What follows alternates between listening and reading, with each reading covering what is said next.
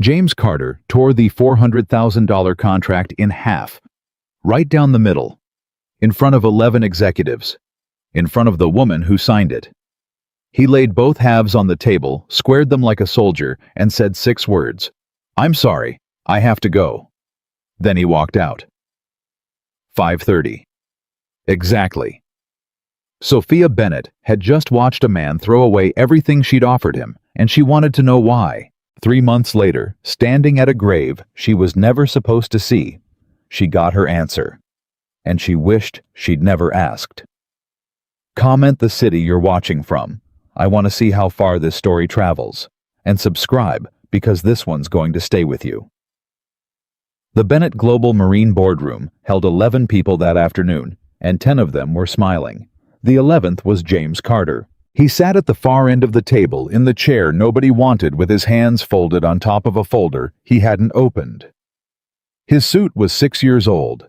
His tie was navy blue. He had worn the same watch for 18 years, a beat-up Seiko with a scratched crystal. And every few minutes, his eyes went to it and came back. At the head of the table stood Sophia Bennett, 38 years old, CEO for 4 years, daughter of the man whose name was carved into the granite outside. "Before we close," she said, "there's one item that isn't on the agenda." Marcus Hale looked up from his laptop. There isn't, because I added it this morning." She slid a folder down the length of the table. It stopped in front of James. "James, open it." James looked at the folder. He didn't touch it. "Ma'am?" "Open it." He opened it.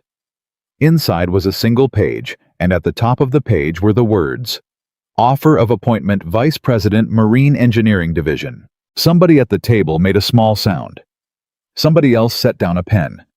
Sophia kept talking because she had rehearsed this and she liked the way it sounded. 2 weeks ago, the Aurora contract almost collapsed. $22 million. The Norwegian client was pulling out. And a man who is technically a level 3 engineer, a man who reports to 3 people who report to me, sat down with their chief inspector for 6 hours and saved it. "That was a team effort," James said. "Everyone in this room knows it wasn't." She put her hands on the back of her chair. "James, you've been in this company 8 years. In 8 years, you have never asked for a raise. You have never asked for a title. You have never asked me for anything. So I'm going to stop waiting for you to ask." She nodded at the paper. "Vice President, effective the 1st of next month. 410,000 base equity package attached, and the division reports to you." Around the table, a few people started to applaud. James didn't move. "Thank you," he said, "but I can't accept it." The applause died like somebody had cut a wire. Marcus Hale laughed. It was a short laugh, and it didn't have anything friendly in it. "I'm sorry, can't." "Can't," James said. Sophia's smile stayed on her face, but it stopped meaning anything. "James, I don't think you understand what I just offered you." "I understand it exactly, ma'am." "Then explain it to me, because from where I'm standing, a man just turned down $400,000 in front of 11 witnesses, and I'd like to know why." "The job requires travel," James said. 40% according to the description, 16 days a month. It requires the VP to be on site in Bergen for the sea trials in March and in Busan in June. It requires evening client dinners. It requires a phone that's on at 11 at night. "That's what the money is for." "I know," James said. "That's why I can't take it." The room had gone completely still. Sophia felt something climbing up the back of her neck, and it wasn't confusion anymore. It was heat. 8 years, she said. 8 years, I have watched you make everyone above you look good. I have watched men with half your talent get promoted past you, and I have watched you train them. And every single time I have told myself, he's waiting for the right moment. He's building something. He has a plan. I do have a plan, ma'am. Then what is it? James looked at his watch. And that small, ordinary movement was the thing that broke her. Am I keeping you? Sophia said. Yes, ma'am. Somebody actually gasped. I'm sorry I'm keeping you. It's 5:27. James said. "I leave at 5:30. I am the chief executive officer of this company, and I just offered you a seat at this table, and you are watching the clock." "Yes, ma'am." Marcus Hale leaned back in his chair with a grin that he wasn't even trying to hide. Sophia let it go. Some guys are level 3s for a reason. They don't want the pressure. They want to punch out at 5:30 and go watch television. There's nothing wrong with that. It's just not leadership. James turned his head and looked at Marcus. He didn't say anything. He just looked at him, and Marcus, who had been a Golden Gloves middleweight in college and never let anyone forget it, stopped grinning and looked back at his laptop. Sophia saw it. She saw the whole thing, and she filed it away because it was the second time in 8 years she had seen that look come off James Carter, and she still didn't know what it was. "James," she said quieter now, "take the folder home, read it tonight. Give me an answer Monday." "Ma'am, that's not a request." And that was when he did it. James Carter picked up the contract with both hands, and he tore it in half. The sound it made in that silent room was enormous. He set the two halves down on the table, squared them neatly, and pushed them toward the center. "I'm sorry," he said. "I have to go." He stood up. He pushed his chair in because he was the kind of man who pushed his chair in even then, and he walked the length of the boardroom, and he opened the door, and he left. The clock on the wall said 5:30. Nobody spoke for 4 full seconds. Then Marcus said, "Well, there's your answer," and started packing his bag. Sophia was already moving. She caught him at the elevator bank. "James!" He turned around. His coat was already on. His car keys were already in his hand. He wasn't running, but he wasn't standing still either, and she realized she was almost jogging in heels to reach him. "Ma'am?" "You tore it up." "Yes, ma'am." "In front of my entire executive team." "Yes, ma'am." "Why?" The elevator arrived. He glanced at it, and then he did something she didn't expect. He reached over and pressed the button that held the doors open, and he let it sit there, wasting seconds so he could answer her properly. "Because if I took it home, you'd have hope," he said. "And I'd have to say no to you again on Monday. And you'd ask why again. And I'd have to say no again. And every time I say no to you, it costs you something." "It costs me something." "Yes, ma'am. It costs you respect in front of your people. Marcus Hale is going to use this. He's going to say you can't read talent. I couldn't stop that today. But I could make it fast." He nodded at the boardroom. "A clean cut heals better than a slow one. That's not business advice. That's something else." Sophia stared at him. "Where are you going?" "Home." "To what?" "To what?" James Carter's face did something then. It happened fast, half a second, maybe less. And then it was gone, and his voice was exactly as level as it had been all afternoon. "Have a good weekend, ma'am." He let go of the button. The doors closed. Sophia Bennett stood alone in the hallway of a company her father had built, holding nothing, and said out loud to no one, "What is wrong with you?"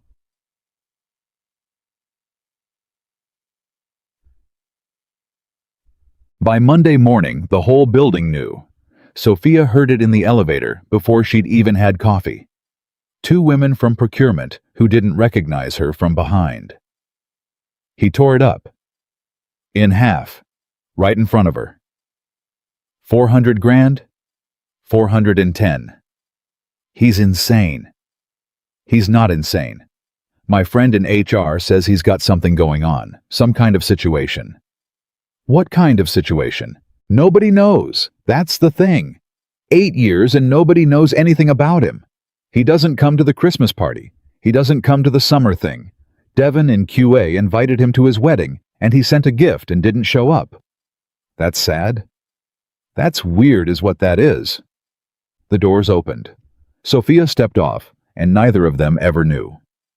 She got to her office and stood at the window for a long time, and then she picked up the phone.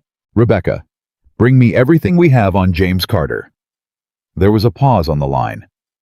"Everything." Everything. Personnel file, reviews, complaints, timesheets, all of it. Sophia, is he in trouble? No, Sophia said. He's the opposite of in trouble. That's the problem. The file arrived in 20 minutes, and it was the thinnest file she had ever seen for a man with 8 years in. James R. Carter. Hired at 41. Level 3 Marine Engineering. Never promoted, declined 3 times, the word typed in twice by 2 different managers, and once in the margin written in pen with a question mark after it. Performance reviews exceeds expectations. Exceeds expectations. Exceeds expectations. Exceeds expectations. Every year. 8 years. Not one exception. Attendance perfect. Not near perfect. Perfect. 0 sick days in 8 years. And then the notes. Recommended for advancement. Declined. Cited personal obligations. Recommended for Bergen assignment. Declined. Cited personal obligations. Recommended for senior track. Declined. Would not elaborate. Personal obligations. 3 times. No detail. No explanation. Prior employment, 12 years. United States Navy. Sophia sat back. She read it again. 12 years.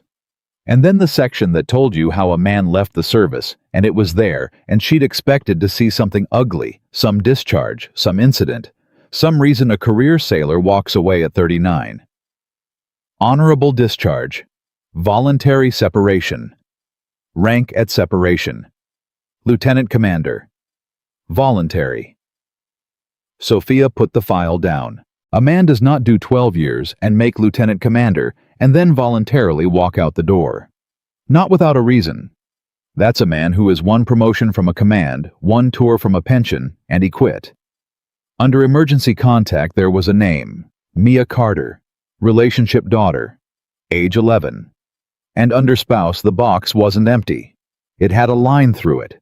Somebody had drawn a single pen line through it years ago and never written anything else. Sophia looked at that line for a very long time. She didn't call him in that day, or the next. She watched instead.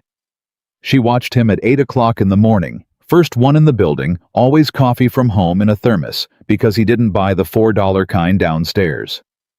She watched him at lunch alone at the same table by the window, 12 minutes a sandwich he'd made himself, and then back to his desk. She watched him teach. That was the part she couldn't stop watching. There was a kid named Tyler Brooks, 24 6 weeks out of school, who had made a mistake in a load calculation that could have gotten somebody killed. Marcus Hale wanted him fired. Sophia had the meeting on her calendar. She walked past the engineering floor on Wednesday and saw James Carter sitting next to Tyler Brooks at Tyler's desk with a legal pad going through it by hand. She stopped outside the glass and listened. "Do it again," James said. "I did it 3 times. Do it a 4th. "Mr. Carter, I know I got it wrong, okay? I know. Everybody knows. Hale's going to fire me Friday." "Probably," James said. Tyler laughed and it came out cracked. "Wow, thanks. You want me to lie to you?" "Kind of, yeah." "No, you don't," James said. "You want me to tell you it doesn't matter. It matters. You put a number on a page and 11 men were going to stand under it. That's what a load calculation is. It's not homework. It's a promise you make to somebody you're never going to meet that when they stand under that steel it holds." Tyler didn't say anything. "So do it a 4th time," James said. "Not for Hale. Not for me. Do it a 4th time so that the next time you write a number down, your hand shakes a little. That shake is the only thing between you and a funeral. Don't ever lose it." Sophia stood in the hallway with her arms crossed and felt something turn over in her chest. That was not a level 3 talking. That was a commanding officer. She went back upstairs and canceled Tyler Brooks's termination meeting herself. The Halverson call came on a Thursday at 3:50 in the afternoon. Sophia would remember the time later because of everything that came after. She was in her office when Marcus Hale came through her door without knocking, and Marcus Hale always knocked, and his face was the color of paper. "Aurora's got a problem." "What kind of problem?" The kind where they're on a plane. Marcus. The hull stress numbers on the aft section don't reconcile. Their inspector ran it through his own model this morning, and he's getting a variance of 11%. He's saying our design is out of tolerance. He's saying it's a safety issue. Is it? I don't know, Sophia. That's what I'm telling you. Their chief is calling in 90 minutes, and if we don't have an answer, he's pulling the contract. 22 million. 22 million and every other Norwegian yard for the next 10 years, because Lars Halvorsen talks to everybody, and he'll say Bennett builds junk. Sophia was already on her feet. Get me the whole engineering floor. I've got the whole engineering floor. They've been on it since noon. They can't find it. Then get them again. Marcus said in a strange voice. There's one guy who isn't on it. Sophia stopped. He's not on it because he's level 3 and it's above his clearance, and Marcus. I didn't want to be the guy who, Marcus. He looked at the floor. Sophia picked up her phone. James Carter came into the conference room at 4:04 with his sleeves already rolled.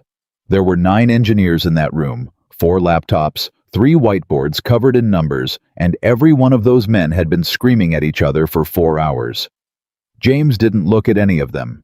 He walked to the table and put his hand flat on the printout. Who ran the original? I did, said a man named Prakash. What model? Standard. Same one we've used for... Which revision? Silence. Which revision? James said not louder. Prakash's mouth opened. He looked at the screen. He looked at it for a long time. 4.2. And what's Halvorsen running? Somebody said quietly, 4.4. James nodded once. There it is. Marcus Hale said, that's not that can't be it. They're compatible. The update was cosmetic. The update changed the default seawater density constant, James said, from 1.025 to 1.027. Because the Norwegians build for the North Sea, and the North Sea is colder and denser than what the American default assumes. It's a 0.002 difference. On a 14-meter aft section under full load, it compounds to about 11%. The room was dead silent. 11.3 probably, James said. Check it. Prakash's fingers moved. 40 seconds. 11.3, he said. Oh my God, 11.3. Marcus said, So we're wrong. No, James said. Nobody's wrong. Both models are right. They're just standing in different oceans. He picked up a marker. Here's what you tell Halvorsen. You don't argue with him. You don't defend the number. You thank him publicly on the call by name for catching it, and you tell him we're reissuing the aft package to 4.4 with North Sea constants at our cost, and you have it on his desk in 9 days. 9 days is impossible, Marcus said. It's 7 days of work and 2 days of being scared, James said. You've got 9. He wrote 3 lines on the whiteboard, capped the marker, set it in the tray, and walked toward the door. Sophia said, James, the call is in 40 minutes. I need you on it. He stopped. He looked at his watch. It was 4:52. I can't, ma'am. Somebody in that room actually said, What out loud? James, Sophia said, and her voice was very careful. There is $22 million on this call. Yes, ma'am. You just saved it. No, ma'am, they did. They'll present it fine. Prakash knows the numbers cold better than I do. He built the model. Have him talk. Not Marcus. Halvorsen's an engineer. He wants to hear from an engineer. James, ma'am. And now he turned all the way around, and Sophia saw something in his face she had never seen there before. It looked almost like pain. Please don't ask me to stay. I'm not asking. Then you're ordering me. Yes, Sophia said. I am. James Carter stood in the doorway of that conference room for 3 seconds. Then he said, I understand. Where should I leave my badge? Every single person in that room stopped breathing. Sophia felt like somebody had hit her in the chest. You'd quit, she said. Over one meeting, 1 hour. Yes, ma'am. Over 1 hour. Yes, ma'am. Give me one reason. And James Carter looked at her, really looked at her for the first time in 8 years, and Sophia saw a man deciding whether to open a door. Then he closed it. Personal obligations, he said, and he left at 5:30.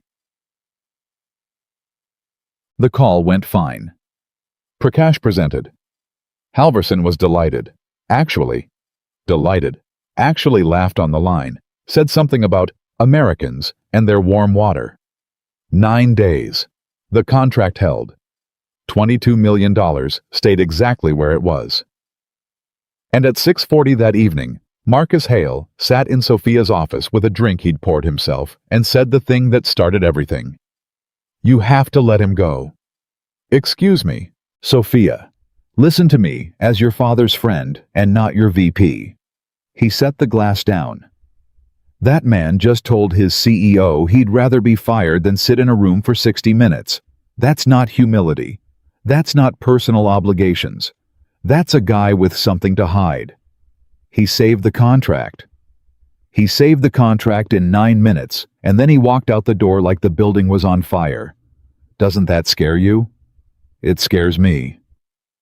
What do you think he's hiding, Marcus? I don't know. That's my point.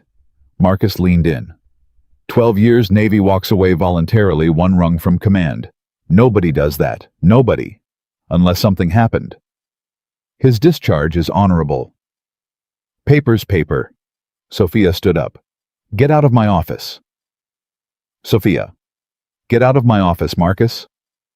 He got out, and Sophia sat down in her father's chair in her father's building and stared at a thin manila folder with a pen line through the spouse box. Then she opened her laptop and typed a name into the internal system. Carter James R. Badge Access Log. Last 90 days. The screen filled up. In 7:58. Out 17:30. In 7:57. Out 17:30. In 8:01. Out 17:30. In 7:59. Out 17:30. 90 days. Every single day. 17:30. 17:30. 17:30. 17:30. 17:30. Not 17:31. Not 17:29. Sophia scrolled and scrolled, and the numbers never changed, and somewhere around day 60, she stopped seeing a lazy man. She started seeing a man running a mission. 接不水. She tried one more time. She wanted it on the record that she tried. Friday afternoon, she went down to the engineering floor herself, which the CEO did not do ever, and 40 people pretended not to notice, and she stood at James Carter's desk. Walk with me. He walked with her. She took him out to the yard where the noise was, where nobody could hear. I'm going to say something, she said, and then I want you to say something back, and I want it to be true. Deal. Ma'am. That's not a deal. Deal. Sophia stopped walking. You're the best engineer in this company. You're the best leader in this company, and you're not even a leader. My father built this place out of a rented shed and 11 welders, and when I watch you talk to those kids, I hear him. Not Marcus. Not the board. You. James looked at the ground. I'm going to be honest with you, James. I'm 38, and I've had this chair 4 years, and there are men in that building waiting for me to fail because I'm his daughter, and because I'm a woman, and because they can't decide which one bothers them more. I need somebody in that room who tells me the truth when it costs him.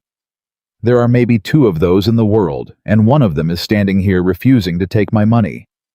He still didn't look up. So I'm asking you, Sophia said, not as your CEO. What do you want? Name it. More money, say a number. Less travel, I'll cut the travel. You want the title without the dinners, fine, I'll do the dinners. Tell me what you want and it's yours. James Carter said, 5:30. What? That's what I want, ma'am. I want 5:30. He finally looked up. You asked me to name it. That's it. That's the whole list. Sophia stared at him. That's not a want, she said. That's a time. Yes, ma'am. What happens at 5:30, James? And he said so quietly, she almost lost it in the noise of the yard. Somebody's waiting. She should have stopped there. She knew even at the time that she should have stopped there. Instead, she went home to a house in Belmont Shore with 4 bedrooms and 1 occupant, and she poured a glass of wine she didn't drink, and she stood at the window listening to the ocean, and she thought about a line drawn through a box. Her phone was on the counter. Her mother had called twice this week. Her sister had called once. Her assistant had sent her the weekend brief and a birthday reminder for a board member she'd never met. Nobody had called to ask how she was. Nobody had called at 5:30. Nobody was waiting. Sophia Bennett stood in her beautiful empty kitchen and heard James Carter's voice say, "Somebody's waiting," and felt for the first time in years something that she was too proud to name. She put the wine down. "Who?" she said out loud to the window. "Who is waiting for you?" Monday, she couldn't take it anymore. She had Rebecca hold her 4 o'clock. She had Rebecca hold her 4:30, and at 5:15, she went down to the 2nd floor and stood by the coat rack near the engineering exit, the CEO of the company, standing by a coat rack like an intern, and she waited. At 5:26, James Carter came out of the stairwell. He saw her, and he stopped. "Ma'am?" "Hi. Am I in trouble?" "I don't know yet," Sophia said. "Get your coat." He got his coat. He put one arm in the sleeve, and Sophia said, "James, I have to ask you something, and I'm asking it wrong, and I know I'm asking it wrong, and I'm going to ask it anyway." He stopped with one arm in the coat. "Ma'am, it's 5:27. I know what time it is." Her voice cracked, and she hated it. "James, everybody in this building has a theory about you. Marcus thinks you're hiding something. HR thinks you're depressed. The kids on your floor think you're some kind of monk. And I have read your file 40 times, and there's a line through the spouse box, and there's a daughter, and there's 12 years of the United States Navy that you walked away from voluntarily, one step from a command, and every single day for 8 years at 5:30, you get up and you leave, and you would rather be fired than stay." He didn't move. "You turned down $400,000. You tore it up with your hands. Men have lied to me, stolen from me, and stabbed me in the back for less than half of that, and you tore it up." The hallway was empty. The clock above the door said 5:28. "And I don't understand you," Sophia said. "And I've stopped being able to sleep because I don't understand you. So I'm going to ask you the question that this entire company has been whispering behind your back for 8 years, and I'm going to ask it to your face because at least I have the decency to do that."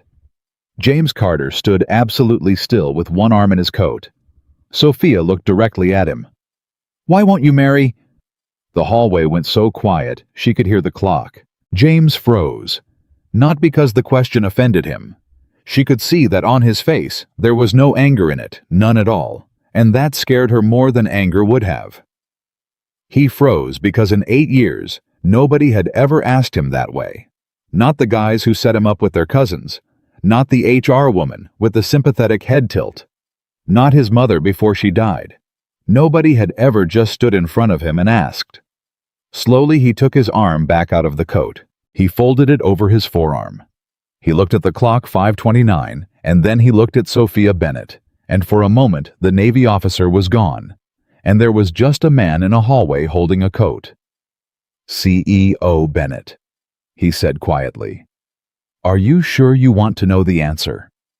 Sophia's heart was going so hard she could feel it in her throat.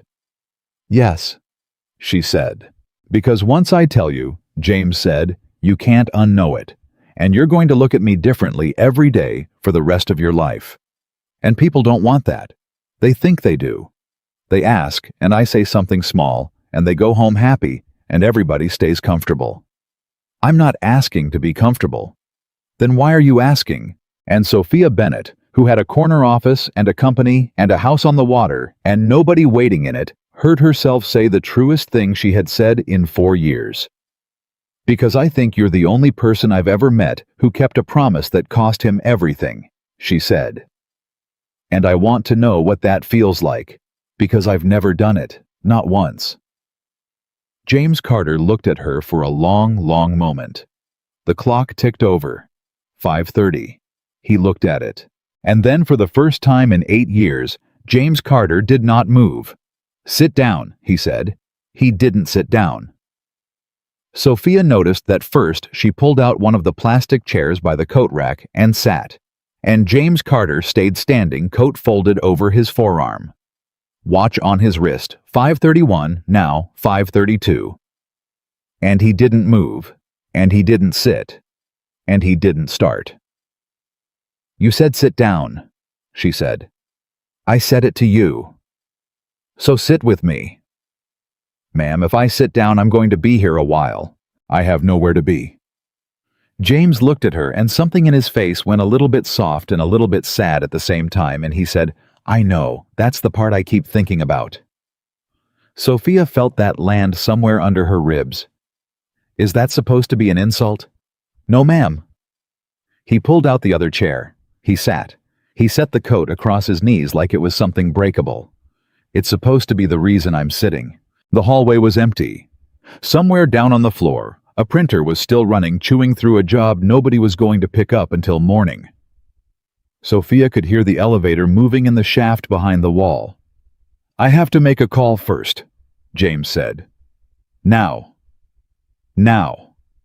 He took out his phone, an old one cracked at the corner, the case worn white at the edges, and he pressed one button. Speed dial, position 1. It rang twice. "Hey, Bug." Sophia heard a girl's voice come out of that phone, tinny and bright, and she couldn't make out the words. Only the shape of them, and she watched James Carter's entire face change. 8 years she had watched this man. She had watched him solve a $22 million problem in 9 minutes without blinking. She had never seen his face do that. I know I am." A pause. "Something came up at work." The voice again. Faster this time. "No," James said. "No, Bug, listen to me, listen. Look at me." "Okay, you can't look at me, listen to my voice." "Am I lying to you?" The voice quieter. "That's right. I've never lied to you, and I'm not starting tonight. I'm going to be late. 40 minutes, maybe an hour. I'm calling you to tell you, because I said I would always call you and tell you." A pause. Yes, I'm safe. I'm sitting in a hallway at the office talking to a lady." Sophia's eyebrows went up. The voice said something, and James almost smiled. "No, not like that." He glanced at Sophia. "She's my boss." The voice said something else, and this time James did smile, 1 second gone. "She's the boss of the bosses. Yeah, that one." He listened. "Okay.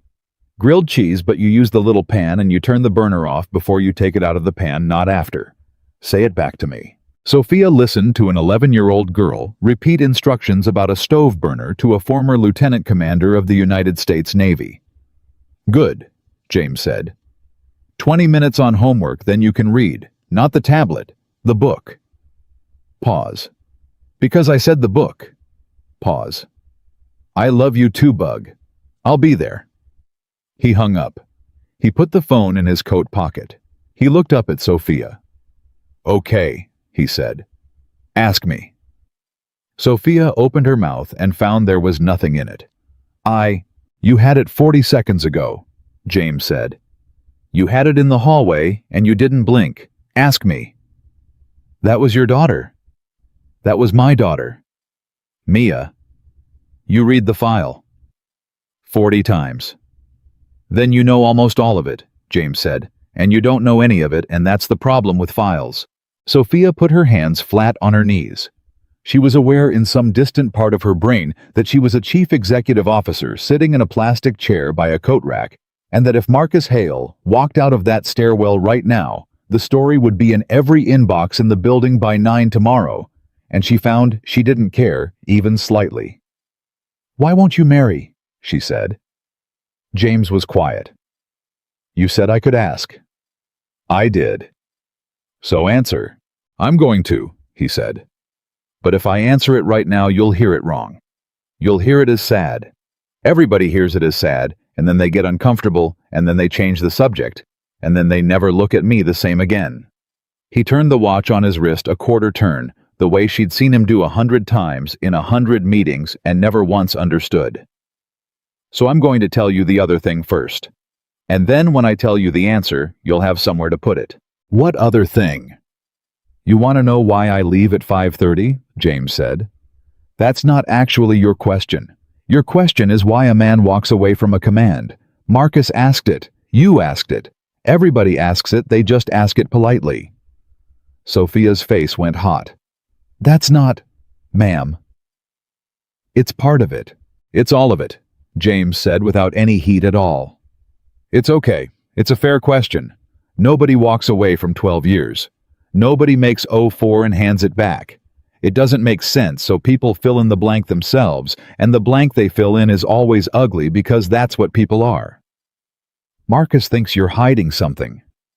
Marcus is right, James said. Sophia's stomach dropped. I've been hiding something for 8 years, he said. It's just not what he thinks. Chapter 7. He didn't start with Emily.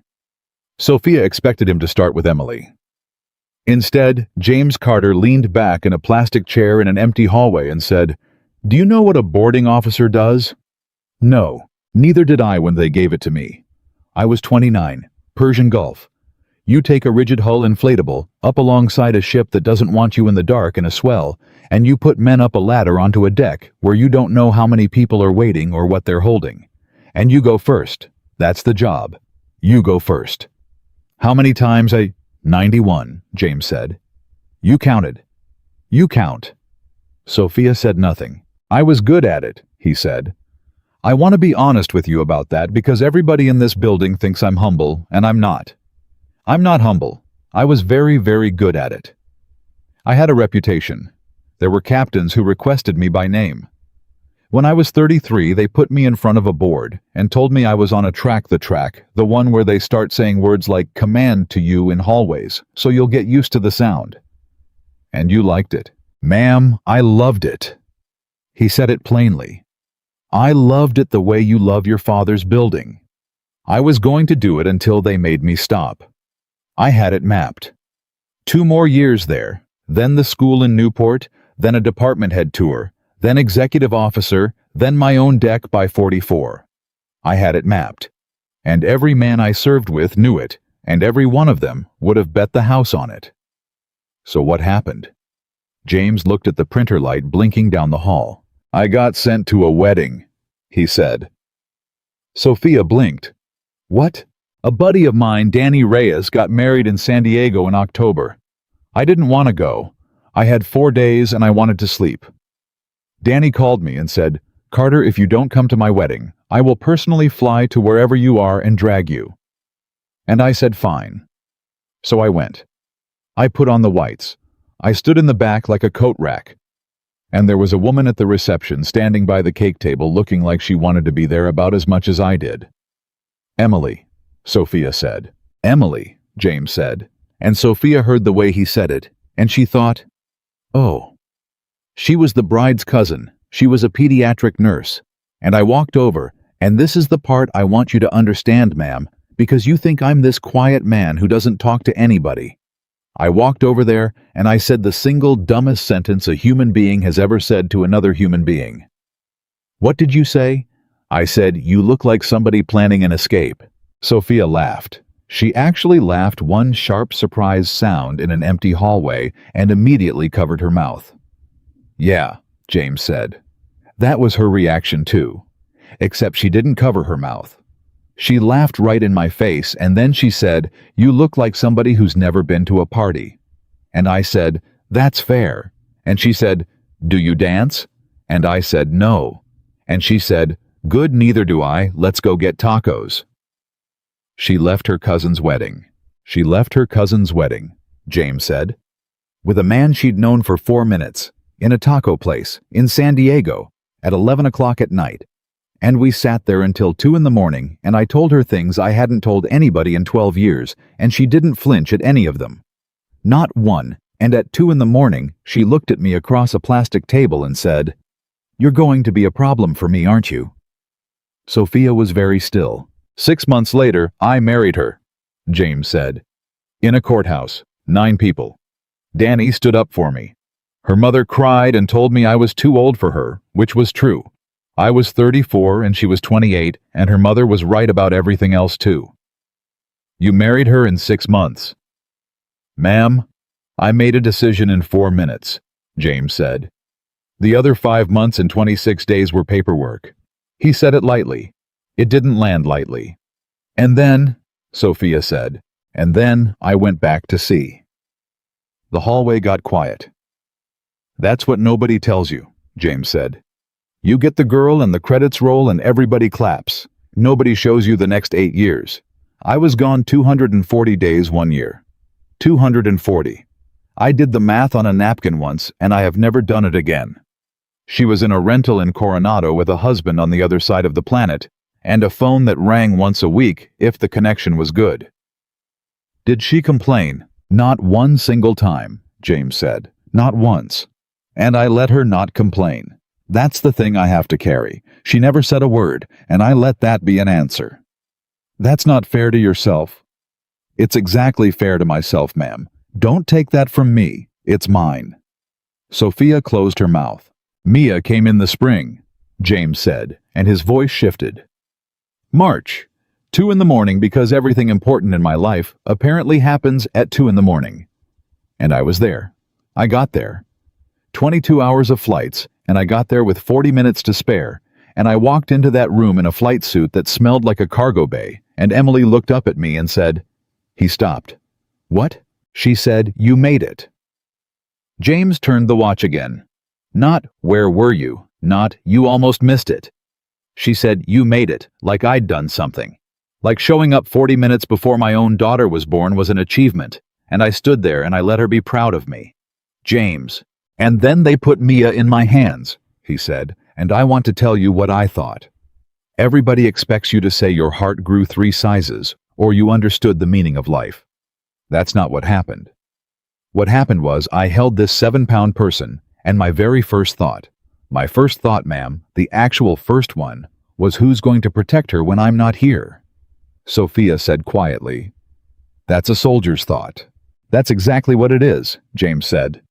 That's a watch officer's thought. Who has the deck? Who's standing the watch? And I looked around that hospital room and I did the math, and the answer was nobody. Emily. Emily alone forever for 8 more years while I stood somebody else's watch on the other side of the world. You could have had both. Ma'am, everybody says that. Men do it every day. Men have careers and children. Men have children, James said. That's different from raising them. I know the difference because I was a man who had a child. I had one for 4 years. I have pictures. I've got a picture of her 2nd birthday that I wasn't at. Somebody held the phone up so I could watch the candles from 6,000 miles away on a laggy connection, and the video froze, and by the time it came back, the candles were out, and everybody was clapping, and I'd missed it. 4 seconds. That's what I got. 4 seconds of frozen picture. Sophia realized her hands had curled. I'm not saying it's wrong, James said. I'm saying it was mine. Other men make it work. I'm not other men, and I'm not going to sit here and pretend I could have been. So that's why you left the Navy. No, James said. Sophia looked up. That's what everybody assumes. It's cleaner. Man has baby, man comes home, man puts on a cardigan. That's a nice story. He shook his head once. That's not what happened. I re-upped. 2 months after Mia was born, I signed for 4 more years. I want you to hear that, ma'am, because you're going to want to make me a good man in about 10 minutes, and I'd rather you didn't start from a lie. I held my daughter. I had that thought, and then I signed for 4 more years. The printer down the hall finally stopped. Why? Sophia said. Because I was on the track, James said. Because they'd said the word command to me in a hallway, and I'd gotten used to the sound. Because I was 35 and I was good, and I thought I actually thought this. I thought I'll do the command tour and then I'll be home. 4 years. 6. Then I'm home for good and we'll have the whole rest of it. That's not unreasonable. It's the most reasonable thing in the world, James said. That's what makes it a trap. Nobody walks into a trap that looks like a trap. Sophia looked at her phone without meaning to. 5:54. She turned it face down on her knee. Do you need to call her again? No, ma'am. I told her 40 minutes to an hour. If I call again to say I'm running long, that's not information, that's me making myself feel better. That's a hard rule. It's the only kind she can count on. Sophia let that sit. Keep going, she said. You sure? James, I have read your file 40 times. I have looked at that line through the spouse box until I saw it with my eyes closed. Keep going. James Carter looked at her for a second. You're not going to like the next part, he said. I don't like any of it. No, he said. You've been sad about it. That's different. It started with her hand, he said. What? June. Mia was 3. Emily was cutting up a peach at the counter, and she dropped the knife, and she laughed about it, and she picked it up, and 40 minutes later, she dropped a glass. And she laughed about that too, and she said, I'm falling apart, Carter, because she called me Carter when she was making fun of me, and I was on a video call from 10,000 miles away, and I laughed with her. Sophia felt something cold start in her chest. 2 weeks later, she called me, and her voice was different, James said. And I knew. I'd been talking to that woman almost every week for 8 years. I knew what her voice sounded like when she was tired, and when she was mad, and when she was lying to me to protect me. And this was the 4th one. The one I hadn't heard before. What did she say? She said, It's probably nothing. Sophia closed her eyes. Yeah, James said. That's what I did too. How long?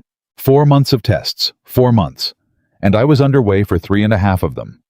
She went to every single appointment alone.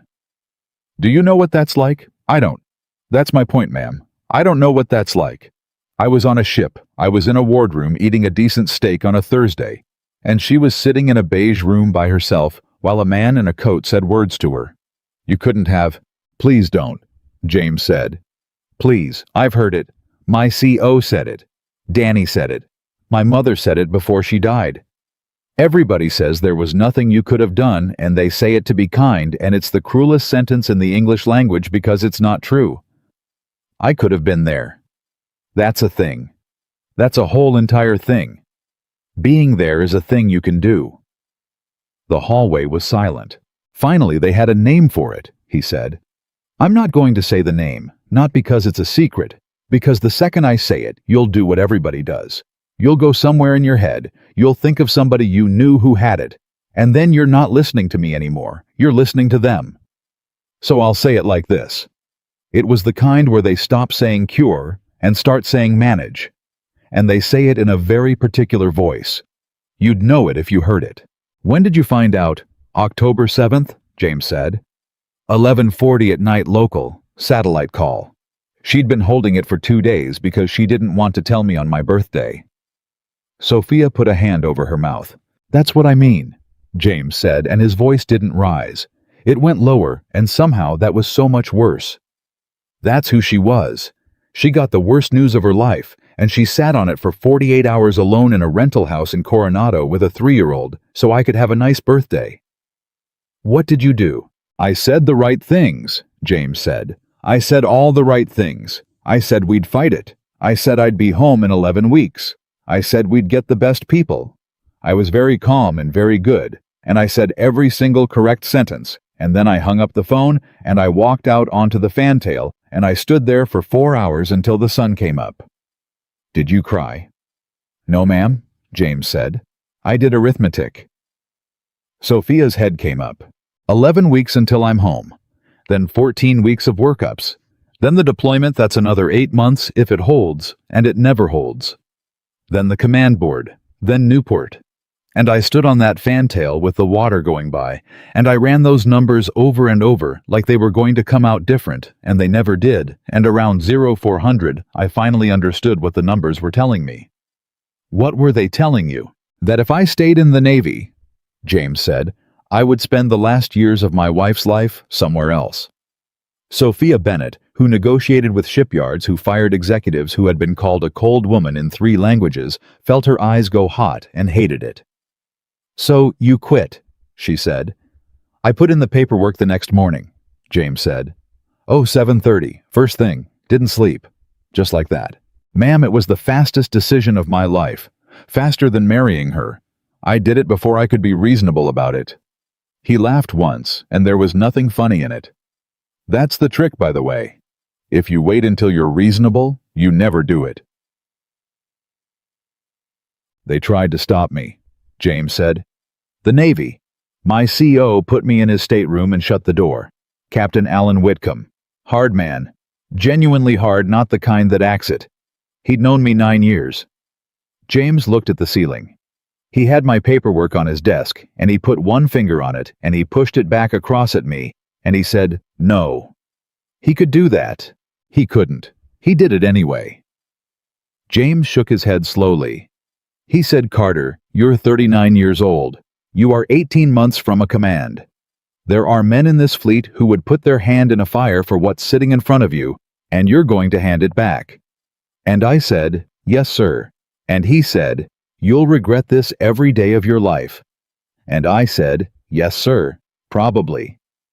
And he got very quiet, and then he said the thing that I still hear. Sophia leaned forward. He said, "What are you going to be if you're not this?" James stopped. And I didn't have an answer, he said. I stood in that stateroom at attention with the best officer I ever knew, asking me what I was going to be, and I did not have a single word. Because I was it. That was the whole thing. Take that away, and I'm a guy with a duffel bag. What did you say? Nothing, not one word. I stood there like an idiot. James turned the watch. And then Whitcomb, hardest man I ever served under, he looked at that paperwork for about a minute, and then he took out a pen, and he signed it. And he handed it to me, and he said, "Get out of my stateroom before I change my mind." He signed it. He signed it, James said. And then he said one more thing at the door, and I've never told anybody this, and I'm not sure why I'm telling you. Tell me. He said, "Carter, 26 years I've been doing this. I have never once been home for anything." James's jaw moved. That's it. That's all he said. And I understood that he wasn't giving me permission. He was telling me something about himself that he'd never said out loud to a living soul, and he was doing it standing up, and then he closed the door. Sophia realized she wasn't breathing right. The rest of them weren't like that, James said. The rest of them thought I'd lost my mind. Danny Reyes flew to San Diego on his own dime to talk me out of it. Sat in my kitchen, said, "Jimmy, you spent your whole life becoming a Navy officer. 12 years, 91 boardings. You went up the ladder first every time. Why would you give that up?" What did you tell him? James was quiet for a second. I said, "Because my most important mission is waiting at home." Sophia didn't say anything. There was nothing to say to that. Danny didn't like it, James said. Danny said that was a bumper sticker. And he was right, it was a bumper sticker, and I'd said it because it was easier than saying the real thing.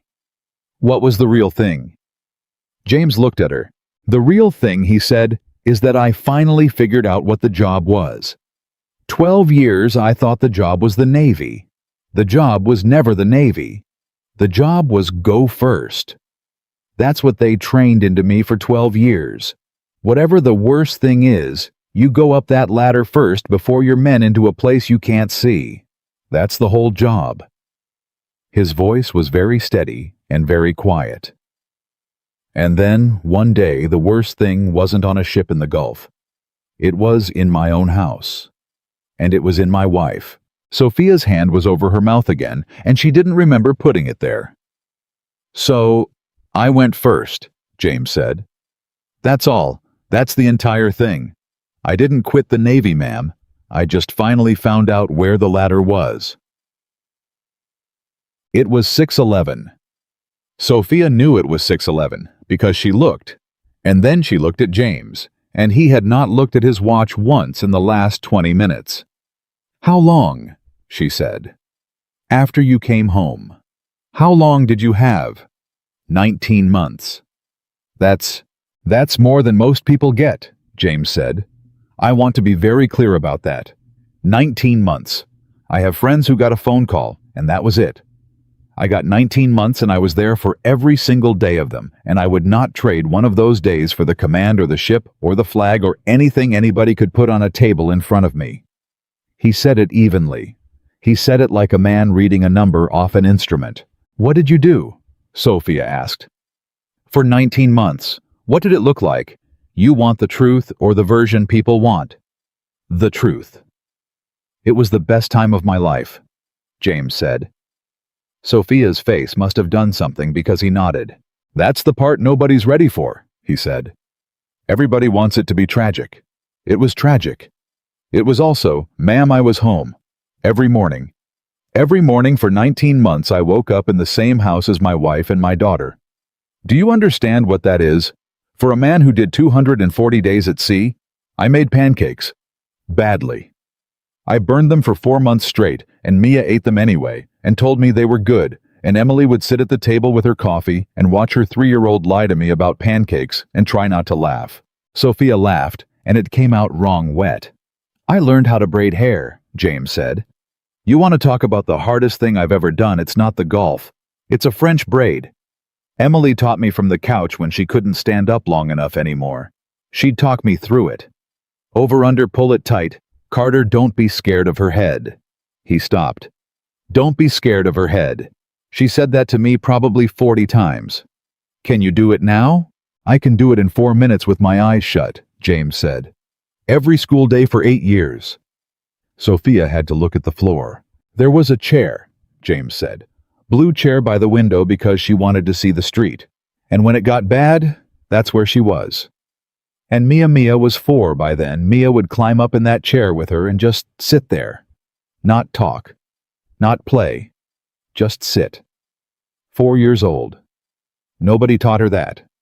Nobody sat her down and said, this is what you do. She just knew. Kids know. Kids. Kids know everything, James said. That's the thing about them. They know everything, and we keep deciding they don't. He stopped. Sophia waited. Near the end, James said, she made me promise her something. Sophia went very still. That's it, she said. That's the answer. That's what this is.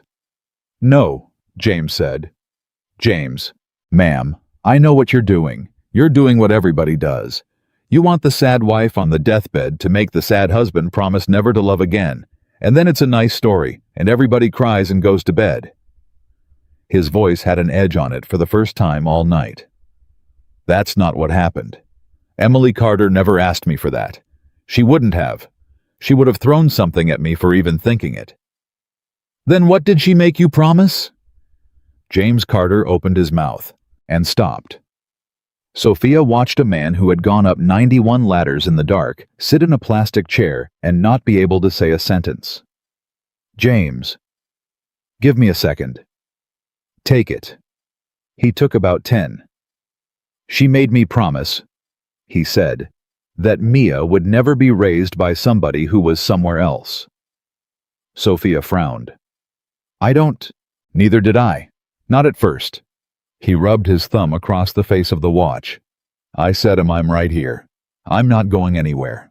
I quit the Navy. I'm never going anywhere again. And she looked at me and she was so tired by then, ma'am. She was so tired. And she said, that's not what I mean. What did she mean? She said, you're going to want to fix it. James's voice went rough on the second word, and he didn't stop for it. She said, after. You're going to want to do something because that's what you are. You're a man who does things. And there's going to be nothing to do. And so you're going to find something. You're going to find a job or a project or a mission, and you're going to be very good at it. And you're going to tell yourself you're doing it for her. Sophia couldn't move. And then she said, and she'll be 9, and you'll be somewhere else. And she won't even know to be mad at you because you'll be providing. Oh, Sophia said. Yeah, James said. She knew you. She knew me in 4 minutes at a taco place, James said. She had 8.5 years after that. There was nothing left she didn't know. He looked up and his eyes were dry, and Sophia thought that was somehow the worst part. So I promised her, he said. I put my hand on that blue chair, and I promised my wife that our daughter would never one single day be raised by a man who was somewhere else. The hallway was so quiet Sophia could hear the building. That's what 5:30 is, she said. That's what 5:30 is. It's not sentiment. It's not a routine. It's an order, ma'am, James said. It's the last order I ever took, and it came from the only person who ever outranked me. Sophia sat there. She thought about a folder with a torn contract in it. She thought about 11 executives and Marcus Hale's face and $410,000 and the words 40% travel on a page. She thought I offered him the exact thing his wife made him swear never to take. James, she said. The VP job. I know. 16 days a month, Bergen, Busan, dinners, a phone that's on at 11. I know, ma'am. I did that. I stood up in front of 11 people and I offered you. Sophia stopped. She pressed her hand against her mouth. God, and you tore it up. I tore it up fast, James said, so you wouldn't have to watch me think about it. Why does that make it worse? Because I did think about it, he said. Sophia's head came up. $410,000, James said. You want to know what a level 3 makes? You signed the payroll, you know.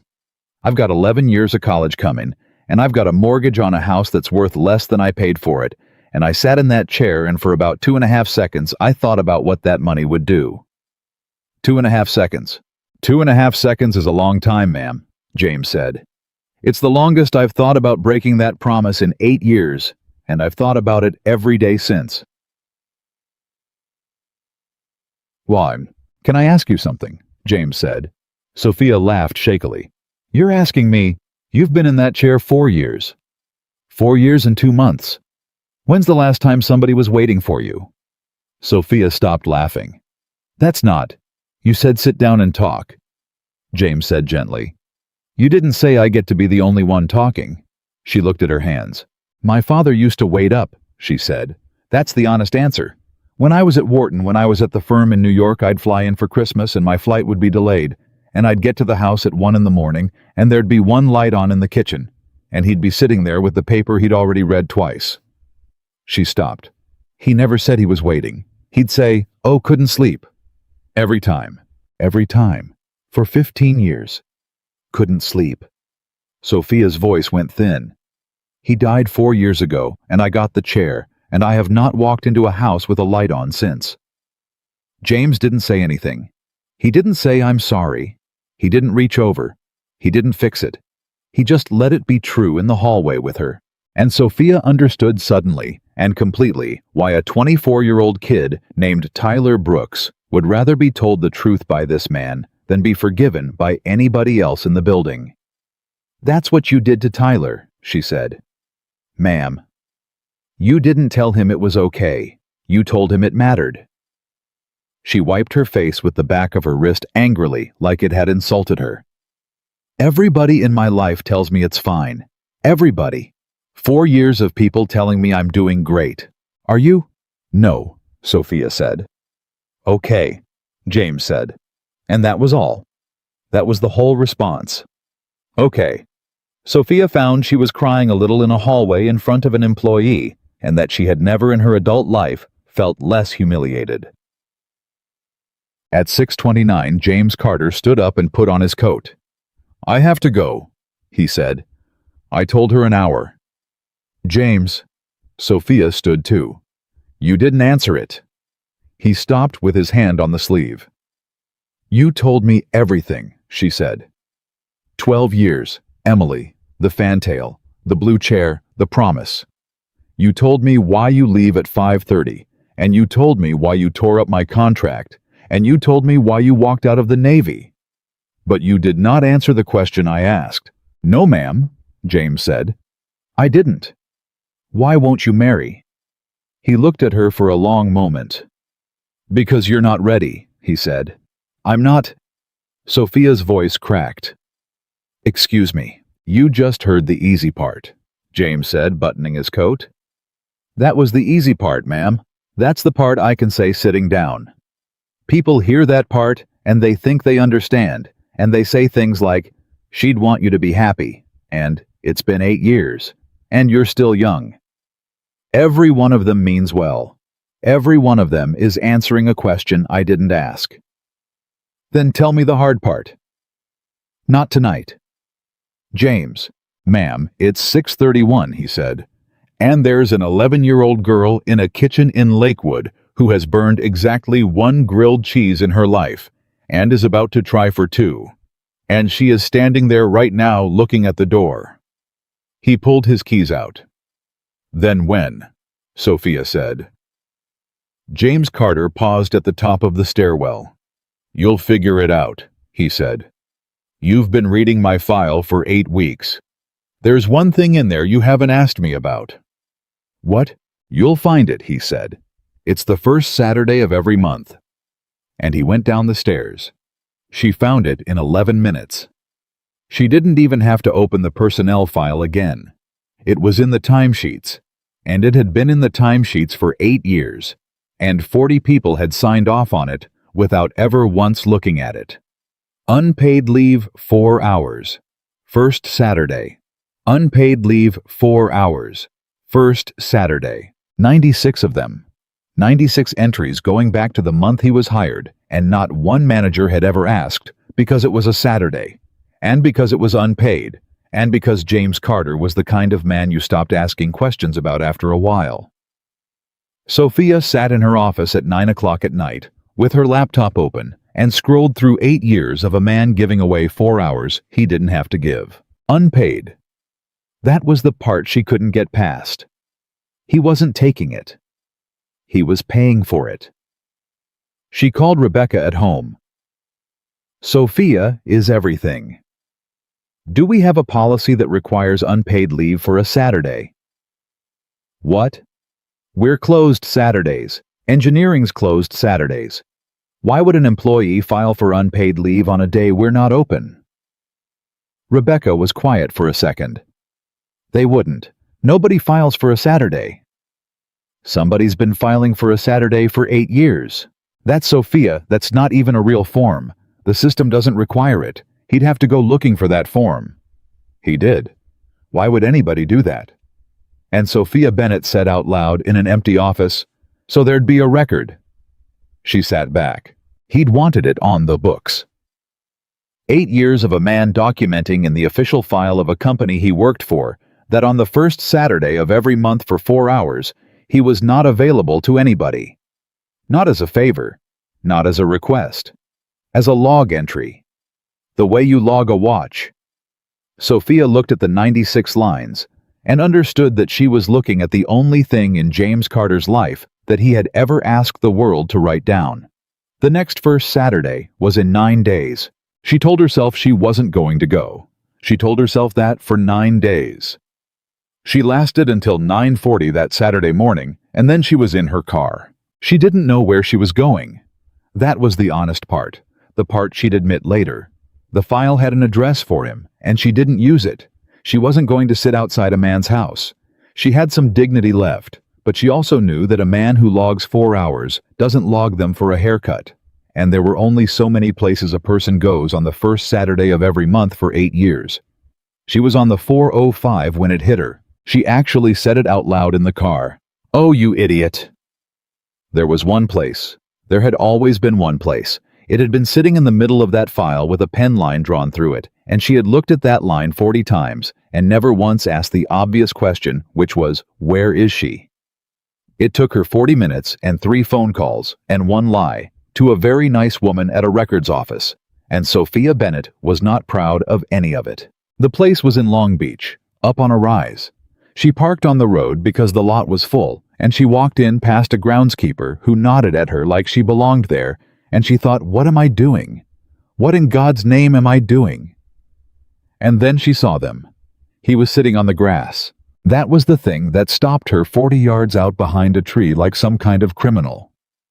He wasn't standing with his hands folded. He wasn't kneeling. James Carter was sitting flat on the grass with his legs out in front of him like a man at a picnic in jeans and a t-shirt. And Sophia had never once in 8 years seen him in anything but a suit, and it was almost obscene how much younger he looked. Mia was next to him. She had a paper bag. Sophia couldn't hear them. She was too far. She moved 20 yards behind a hedge, and she knew exactly what she looked like, and she did it anyway, and then she could. So then she just stands there, Mia was saying, in front of everybody, and she goes, "Mia, you have to pick a side." "And what did you say?" "I said I didn't want to pick a side." And then she said if I didn't pick a side, I couldn't sit at the table anymore. James was quiet for a second. "So, where'd you sit?" "By the wall," Mia said. "With Priya. She has a peanut allergy, so nobody sits with her." Sophia watched James Carter reach over and put his hand on the top of his daughter's head just for a second. "Mom," Mia said to the stone, "that's the second week now. I'm just telling you so you know. It's not a big deal. Priya's actually funnier than all of them." Sophia's chest did something painful. "Okay," James said. "Your turn's done. My turn's done." "You forgot something." "I didn't forget peaches," James said. "Dad." "It's the report bug. You do the report." Mia sighed the enormous sigh of an 11-year-old and opened the paper bag and took out a peach. And Sophia watched an 11-year-old girl hold up a peach in front of a headstone and say in the flat voice of somebody reading a form, "Peach report. This month's peach is from Ramirez's on Atlantic. It's a 7. "A 7, James said. "It's kind of hard on the one side. Last month was a 4. "Last month was a disaster," Mia said. "Last month was a Vaughn's peach. We don't talk about last month." Sophia stood behind a hedge with her hand over her mouth. "Fine," James said. "The court accepts a 7. And Mia, completely serious, completely matter-of-fact like this was the most normal thing in the world, took a bite of the peach and then set the rest of it down on the grass in front of the stone. Sophia lost it. Right there, standing behind a hedge in Long Beach at 10 in the morning, a 38-year-old chief executive officer put both hands over her face and cried without making a sound, because a little girl had just filed a peach report with her mother. "Okay," Mia said. "Now your turn." "My turn's boring." "Your turn is always boring. Do it anyway." James was quiet. Sophia dropped her hands. "I got offered a promotion," he said. Sophia stopped breathing. "You did," Mia said. "Dad, that's—" I said no. "Oh. You want to be mad at me?" Mia was quiet for a second, and when she spoke again, her voice was smaller. "Was it a lot of money?" "Yeah, Bug." "Like a lot. A lot. Sophia watched the little girl pull her knees up and put her chin on them. "Was it the traveling kind?" Mia said, and James Carter said yeah. "Then no," Mia said, immediately. No pause at all. "Then no, obviously. You didn't even think about it." "I don't have to think about it," Mia said, and there was something in the way she said it that made Sophia's skin go cold, something practiced, something a child had said many times and gotten right many times. "We already know that one. That's a known one." "Say it then." "Dad." "Say it." Mia said in a bored sing-song, "Money is just money and you can't put it in a chair." Sophia's hand went out and found the hedge. "That's right," James said. "It's a dumb saying. Your mother made it up." "I know," Mia said. "That's why it's dumb. She made up dumb sayings. She made up great sayings. Don't be scared of her head. That's a classic.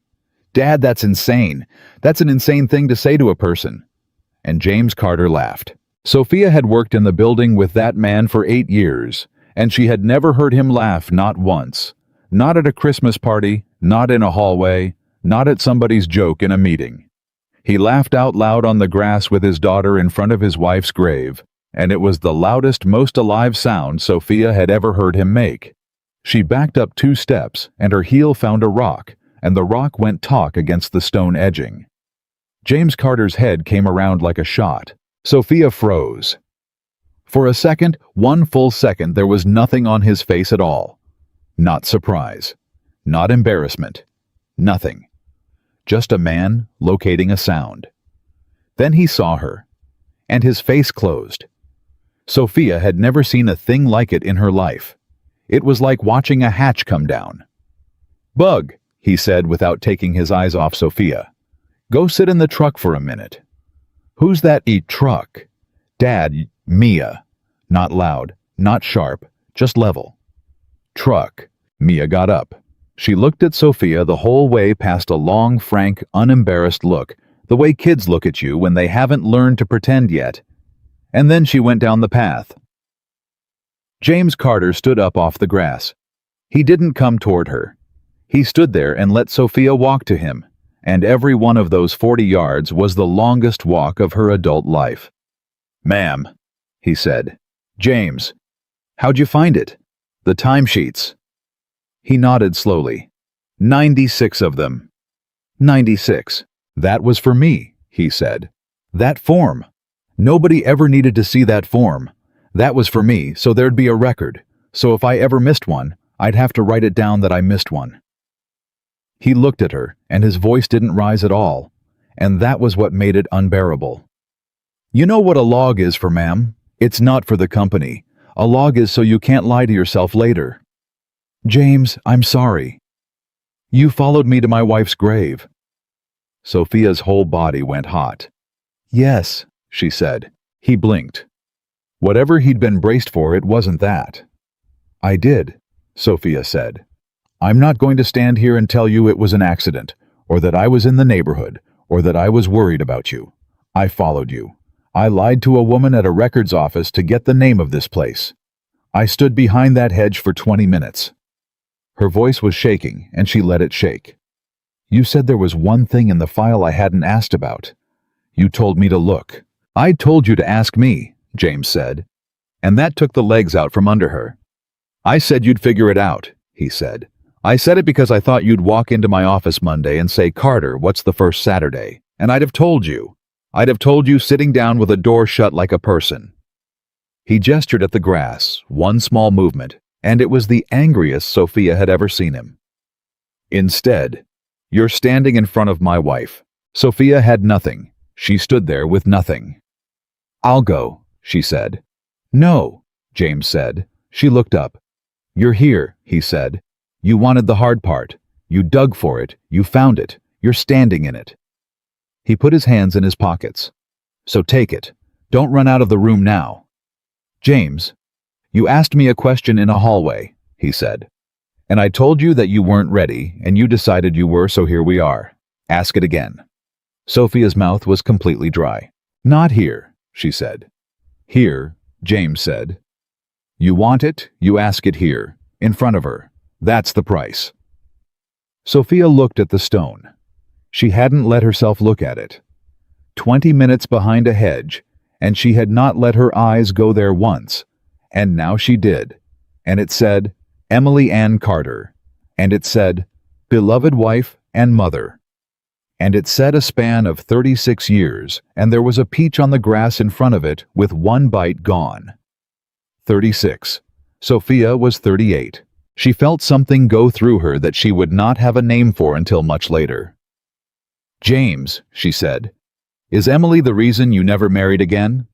He looked down, and for a moment the Navy officer disappeared entirely, and Sophia saw the man underneath, and she thought wildly that she had made a terrible mistake, that some things should be left where people put them.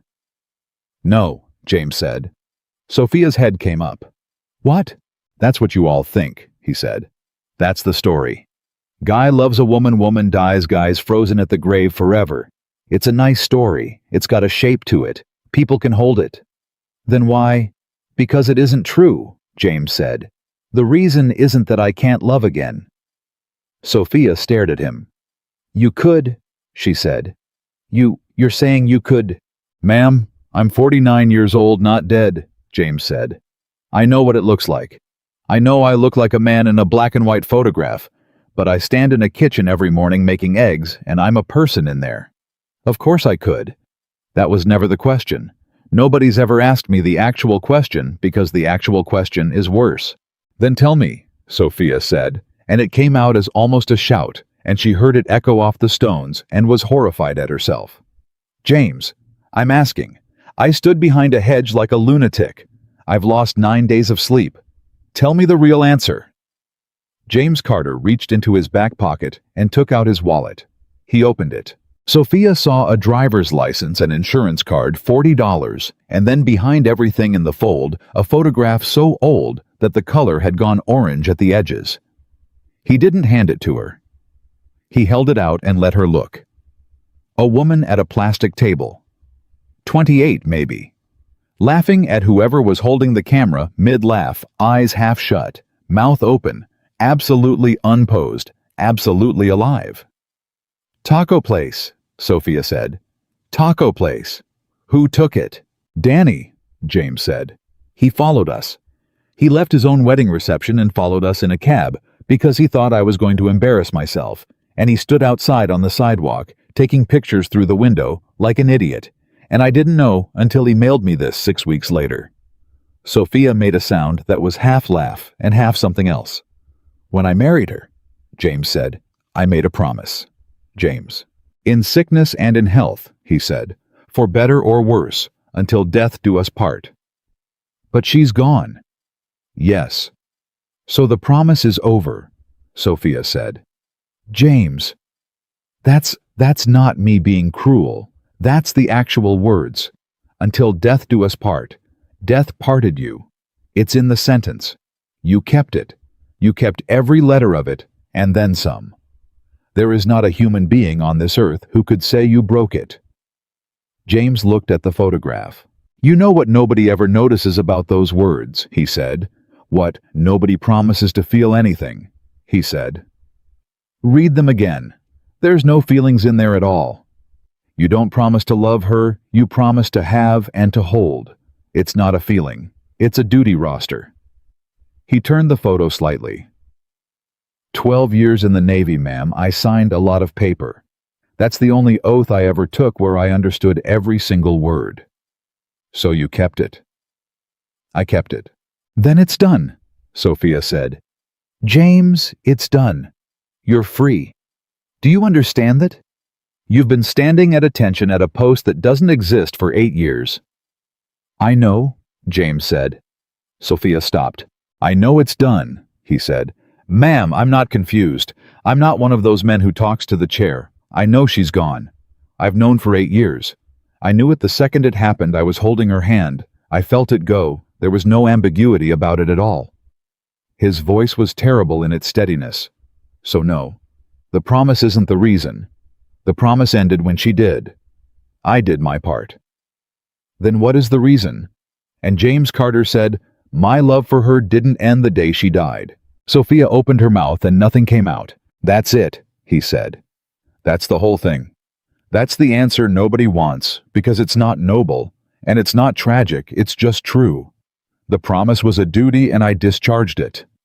But the love isn't a duty. Nobody made me swear to it. It's still in the house, ma'am. It's in the braid. It's in the peaches. It's in a dumb sentence about not being scared of a kid's head that I hear in my own voice now.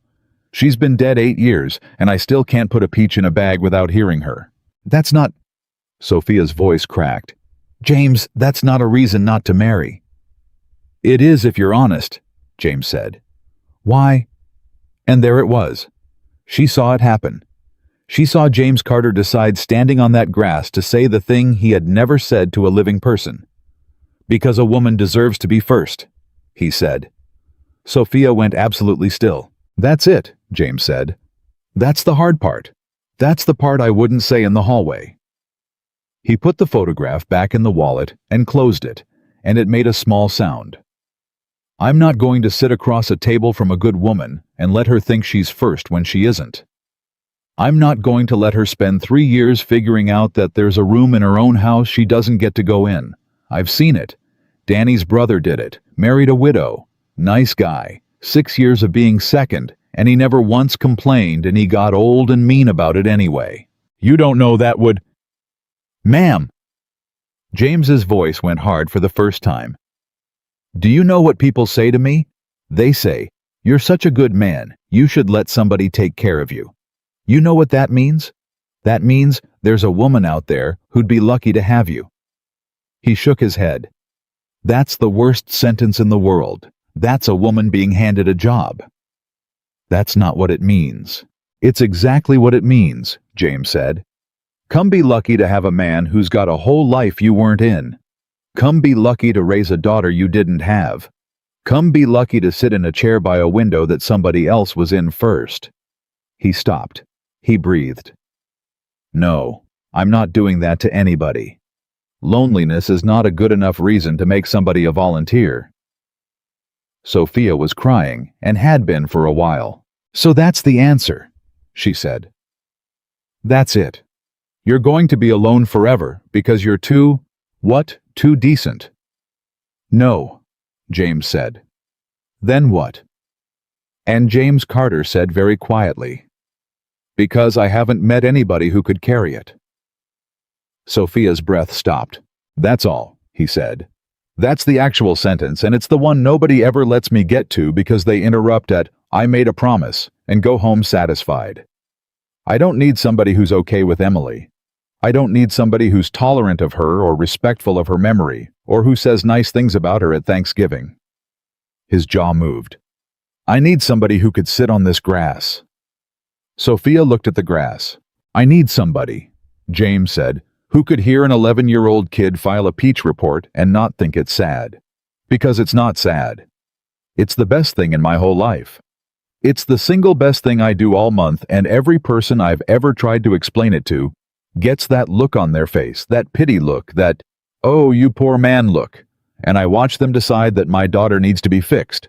She doesn't need to be fixed. I know she doesn't need to be fixed. And that was the only time Sophia Bennett ever heard James Carter raise his voice. It cracked across the stones, and he stopped immediately and put a hand up like he was apologizing to the whole hill. I know, he said quieter. But they don't. They think a girl with a dead mother is a project. And the day somebody makes my daughter into a project is the day I've broken the actual promise. Sophia wiped her face with both hands. So you never married again, she said. So I never married again. And you're not going to. James was quiet for a long moment. I don't know what the future holds, he said. Sophia looked up. But I know I won't marry somebody because I'm lonely, James said. And I know I won't ask a woman to share a heart that isn't ready. That's not nobility, ma'am. That's just not lying. And I've made a whole life out of not lying, and it cost me $410,000 9 days ago, and I'd do it again this afternoon. And Sophia Bennett stood in front of a headstone that said 36 years, and finally understood the thing she had gotten wrong for 8 years. She had thought he was alone because nobody wanted him. She had thought, and she was ashamed of this for the rest of her life, she had actually thought somewhere in the back of her head, in the part that reads a personnel file, there must be something wrong with him. There was nothing wrong with him. He was alone because he had loved somebody so completely that he refused to hand anyone a counterfeit. That's not a sad answer, Sophia heard herself say. James looked at her. Everybody thinks it's a sad answer, she said. That's why you don't say it. That's why you say personal obligations and let Marcus Hale think you're hiding a crime. She was still crying, and she wasn't wiping it anymore. But it's not sad, James. It's the least sad thing I've ever heard in my life. It's the only thing I've heard in 4 years that wasn't sad. James Carter didn't say anything. I go home to a house with 4 bedrooms, Sophia said. There's nobody in it. There's never been anybody in it. I have a 9-figure company and a corner office, and I have never once, not one time, not with anybody, had a thing in my life that I would tear up $400,000 to protect. Her voice went to pieces. You've got a peach, James. You've got a peach in a paper bag, and it's a 7, and you filed a report about it, and you would burn this entire company to the ground before you'd miss it. James looked at the ground. And I stood in a boardroom and offered you money, Sophia said. God, I offered you money. Ma'am, I'm sorry. Ma'am, stop. I'm sorry, Sophia said. I looked at your file 40 times, and I thought you didn't want it enough. I thought you were timid. I sat in my father's chair and I decided that James Carter didn't have ambition. She laughed, and it was horrible. You walked away from a command. You walked away from the only thing you'd ever been. You did it in one night on a fantail doing arithmetic. There's nobody in that entire building, nobody including me, especially me, who has ever made a decision like that in their whole life. James Carter stood very still. You're going to want to fix it now, he said. Sophia stopped. What? You, he said. You're going to go back to that building, and you're going to want to do something. Change my title. Change my hours. Give me money. Make it right. He shook his head slowly. Emily called it 8 years ago. She said it about me, and it's true about you. You're a person who does things, and there's nothing to do here, so you're going to find something. That's not... Ma'am, don't, James said. Please, don't turn me into a project either. And that stopped her cold, because he was right. She'd already had it half drafted on the drive. A special role, a retention bonus, some clever structure where he got the money without the travel. She'd been building it in her head behind that hedge while a child talked to a stone. Okay, Sophia said. Okay, she said. I won't. James looked at her for a second, a real look, the kind she'd only gotten twice in 8 years. Huh, he said. What? Nothing, James said. That's just the first time anybody's ever said okay. Down the hill, a truck door opened. Dad. James turned. 2 minutes, Bug. You said 2 minutes 11 minutes ago. That's true, James said to Sophia. She's got me on that. And Sophia laughed a wet, ruined, real laugh and put her hand over her eyes. Go, she said. Go. God, go. James Carter started down the path. 4 steps. 5. Then he stopped. He didn't turn all the way around. Sophia would think about that later, how he stopped with his back mostly to her, like a man who's decided to say something and doesn't want to watch it land. Ma'am? Yeah. The reason I said you weren't ready, he said. Sophia's heart went sideways. It wasn't about the story, James said. You could handle the story. You just proved that. Then what? And James Carter said, because I've been in that building 8 years, and every single day at 5:29, I put my coat on. And every single day, I know exactly what's waiting for me at the other end of that drive. He paused. And I've watched you leave that building 100 times, he said. And I've never once seen you look at your watch. Sophia stood on the grass and couldn't breathe. You asked me a question in a hallway, James said. Why won't I marry? Ma'am, that's not the question you were asking me. That's just the one you had the nerve to say out loud. He went down the path. Sophia Bennett stood alone in front of Emily Ann Carter, 36 years old, beloved wife and mother, with a bitten peach on the grass, and heard a truck start somewhere below her, and did not move for a very long time. She didn't fix anything. That was the hardest work she'd ever done, and nobody in the building saw a single minute of it. Monday morning, Rebecca came in with the folder already open. I pulled the comp structures like you asked. There's a way to do it. We create a principal engineer track, no direct reports, no travel requirement, and you can get him to 240 without touching the VP band. Shred it. Rebecca stopped. I'm sorry. Shred it. Sophia, you asked me for this at 11 o'clock at night. You said it was the priority. I know what I said. You had me call 3 people at Towers Watson. I know. Rebecca stood there with the folder open in her hands. Can I ask what changed? No, Sophia said. And then because Rebecca had been her father's assistant for 9 years before she was hers. I'm sorry. That was Rebecca, I'm sorry. Nothing changed. I just figured out I was doing it for me. Rebecca closed the folder slowly.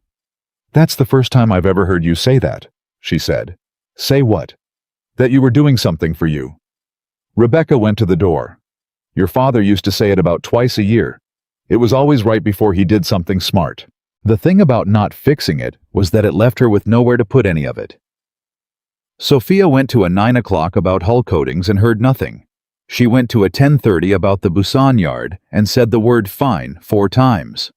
At noon, she stood at her window with a sandwich she didn't open and thought about a girl saying money is just money, and you can't put it in a chair, and had to turn around because her eyes were doing something and there was glass on 3 sides of her office. At 2 o'clock, Marcus Hale knocked. He knocked. That was how she knew. Got a minute? Not really. He came in anyway and sat down and put a piece of paper on her desk face down, which was such a Marcus thing to do that she almost laughed. What's this? That's the Q3 calendar for the exec team. Okay. Flip it over.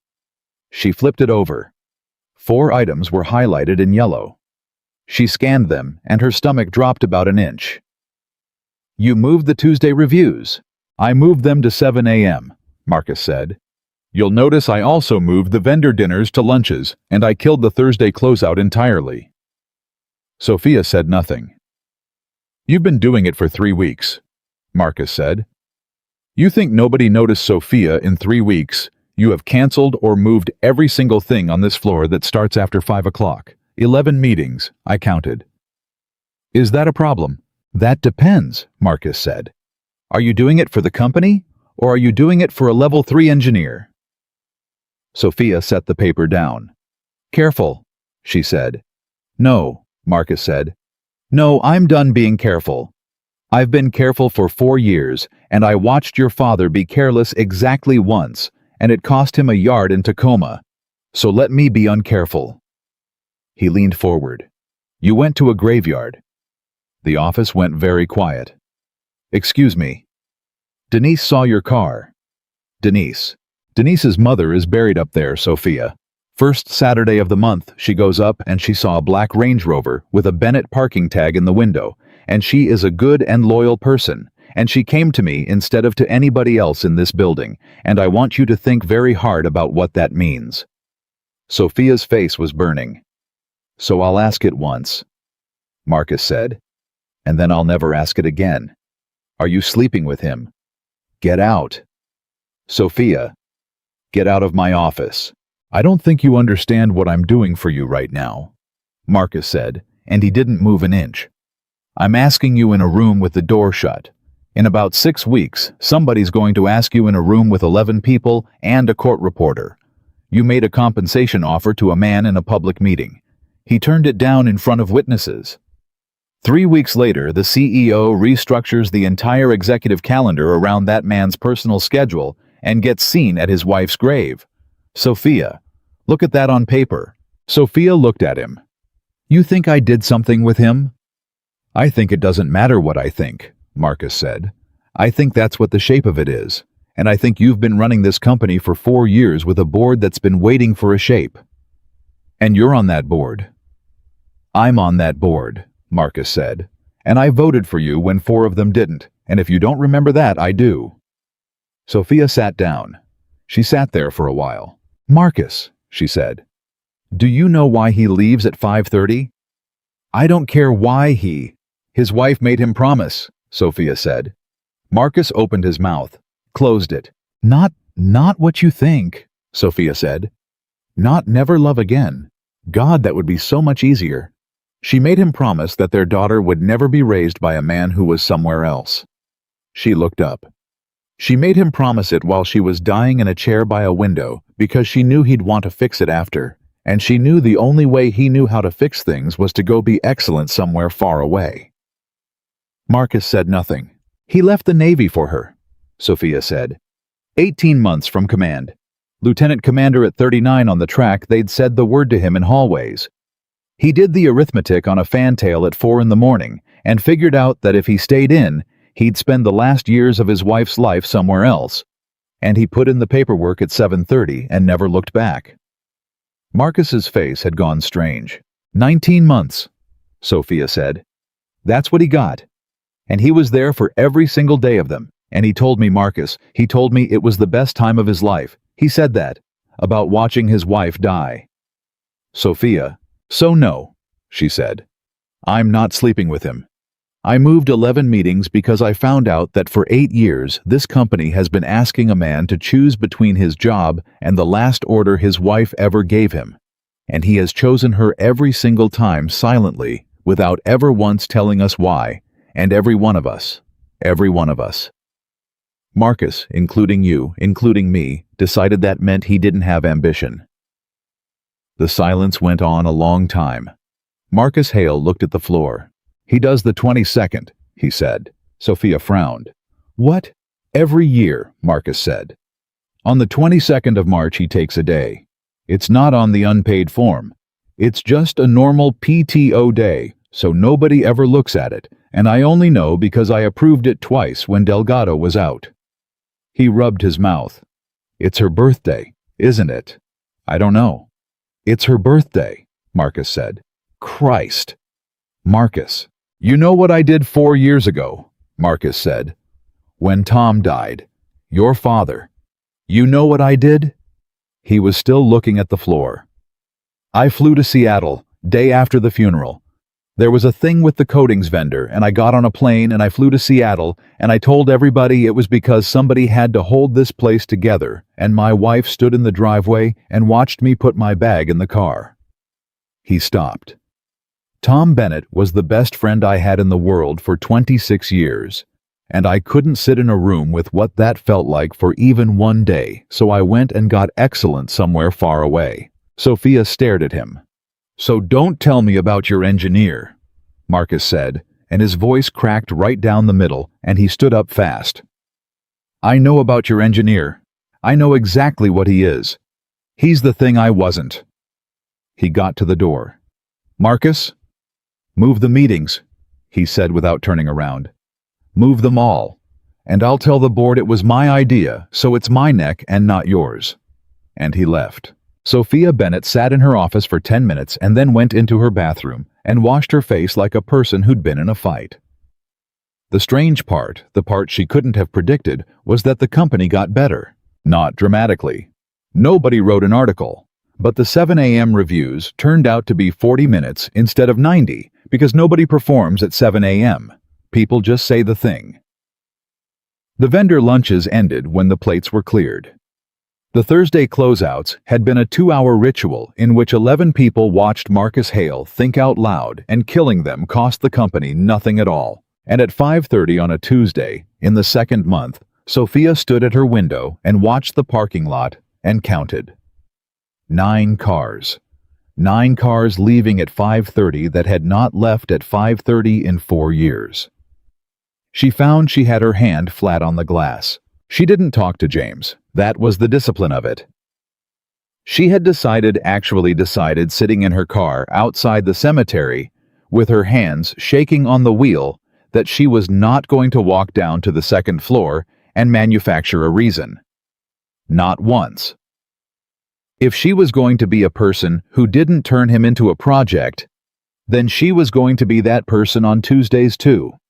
So she didn't. For 6 weeks, she didn't. He passed her in the lobby twice and said, "Ma'am," and she said, "James," and that was the entire content of 6 weeks. And then Mia broke her arm. It came through the switchboard because he'd listed the company main line as a secondary contact 8 years ago and never updated it, and some kid at reception paged Rebecca because he didn't know who else to page, and Rebecca came into Sophia's office at 1:40 on a Wednesday and said, "The school's calling about Carter's daughter." Sophia was on her feet before Rebecca finished the sentence. "Where is he?" "He's in the dry dock. There's no signal in the dry dock, that's why they get him." "Sophia, it's a 40-minute..." "Get him," Sophia said. "And if you can't get him in 10 minutes, get me a car." They got him in 7. Sophia was standing at the top of the stairwell when James Carter came up out of it, and she had never in her life seen a man move like that. He wasn't running. That was the thing that stayed with her. He came up those stairs fast and level with his hard hat still in his hand, and his face was completely, perfectly, terrifyingly calm, and Sophia understood in 1 second that this was what 91 boardings looked like from the outside. "Which arm?" he said. "What? Which arm did she break?" "I don't left, I think they said left." "That's her drawing hand," James said, and went past her. James. He stopped at the elevator. Take the car, Sophia said. Diego's downstairs. He's already running. Your truck's in the north lot, and that's 4 minutes you don't have. James looked at her. For 1 second, he looked at her. Thank you, he said, and he was gone. She didn't hear anything for 5 hours. She sat in her office until 7, which she had not done in 2 months, and she told herself it was the Busan file, and it was not the Busan file. At 7:12, her phone lit up with a number she didn't have saved. Bennett? Ma'am. Sophia closed her eyes. How is she? Distal radius. Clean break, no surgery. They put a cast on it and gave her a lollipop, which she informed the physician's assistant she is too old for, and then she took it. Sophia laughed, and it came out shaky. She's okay. She's furious, James said. She's not upset. She's furious. She's got a thing Friday she can't do now. What thing? Art thing, James said. It doesn't matter. James. It's a portfolio deadline, he said. There's a summer program at the museum. You submit 4 pieces. She's got 3. Sophia sat down slowly. How long has she been working on them? Since February. And it's her left hand. It's her left hand, James said. Neither of them said anything for a second. I called to say thank you, James said, for the car. Diego got me there in 19 minutes, and I'd have been 40 in the truck, and she was alone in that office for... He stopped. His voice did something, and then it stopped doing it. She was alone in that office for 31 minutes with a broken arm. James? That's the whole thing, ma'am, he said. That's the entire thing I've built my life around, and I was in a dry dock with no signal. You got there. I got there because you had a car running. You'd have gotten there anyway. Ma'am, James said, let me say thank you. Sophia pressed her hand against her mouth for a second. Okay, she said. Mia came to the office 9 days later. There was no school, some in-service thing, and James had a delivery inspection. He couldn't move, and Sophia came out of a meeting at 11 and found an 11-year-old girl sitting in the good chairs in her reception area with a cast on her left arm and a sketch pad on her knees drawing with her right. Sophia stopped. Mia looked up. Hi, she said. Hi. You're the lady from the hill. Sophia's whole body went cold. It's okay, Mia said, and went back to drawing. He didn't tell me.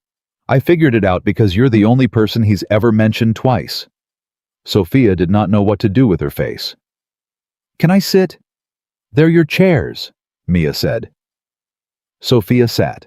They sat there for a while. Mia drew. Rebecca went past twice and looked at Sophia with an expression Sophia was going to have to answer for later. That's good, Sophia said. It's not. The line's wrong. Mia held it up. It was a boat. It was, Sophia was not qualified to say this, but it was very clearly obviously good. It's supposed to be a hull. But I can't hold the pad down so the line goes like that. Because of the arm. Because of the arm. Does it hurt? It itches, Mia said with enormous disgust. Nobody tells you that. Everybody says does it hurt, and it doesn't hurt at all. It itches, and you can't do anything about it, and my dad won't let me put a ruler down there because of germs. He's probably right. He's always right, Mia said. It's very annoying. Sophia laughed. Mia turned the page and started again. Are you my dad's friend? She said. Sophia opened her mouth. She thought about 6 weeks of saying James in a lobby. She thought about a hedge. She thought about a folder she'd had shredded. I think so, she said. Mia nodded seriously without looking up. Good, she said. Yeah, because Dad needs friends. The way she said it was the thing. It wasn't sad. It wasn't a plea. It was the flat, competent administrative voice of somebody reading off a checklist that had been in a drawer for a long time. He has friends, Sophia said carefully. He has Danny, Mia said. Danny's in Norfolk. Danny calls on Sundays. That's one friend, and it's a phone friend. She shaded something. He has the guys at work, but he doesn't go to the things. He got invited to Devin's wedding, and he sent a present and didn't go. Why didn't he go? Because it was on a Saturday, Mia said. Sophia stopped.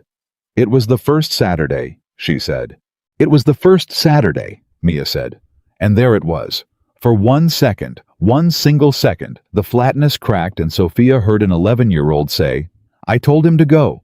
I said I'd go with him and we'd do the hill on Sunday, and he said the hill doesn't move. What did you say? I said Dad, Mom's not going to know. Sophia's throat closed. What did he say? Mia's pencil stopped. He said, I'll know. Neither of them said anything for a while. He always takes care of everybody else, Mia said, and she said it to the sketchpad, not to Sophia. Like everybody. He takes care of me, and he takes care of Grandma before she died, and he takes care of the kid at work, the young one. Tyler.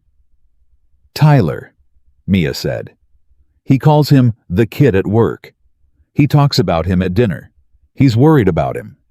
She turned the page. He takes care of everybody in the entire world. She stopped drawing. But nobody takes care of him, she said. Sophia Bennett sat in a chair in her own reception area and had to look at the ceiling for a second. Nobody, she said. Nobody, Mia said. I try. But I'm 11, so what I do is like I put the cereal out. That's what I've got. I put the cereal out, and I don't fight about homework on the bad days. What are the bad days? March 22nd, Mia said. And October 7th, and the day obviously. Sophia closed her eyes. October 7th.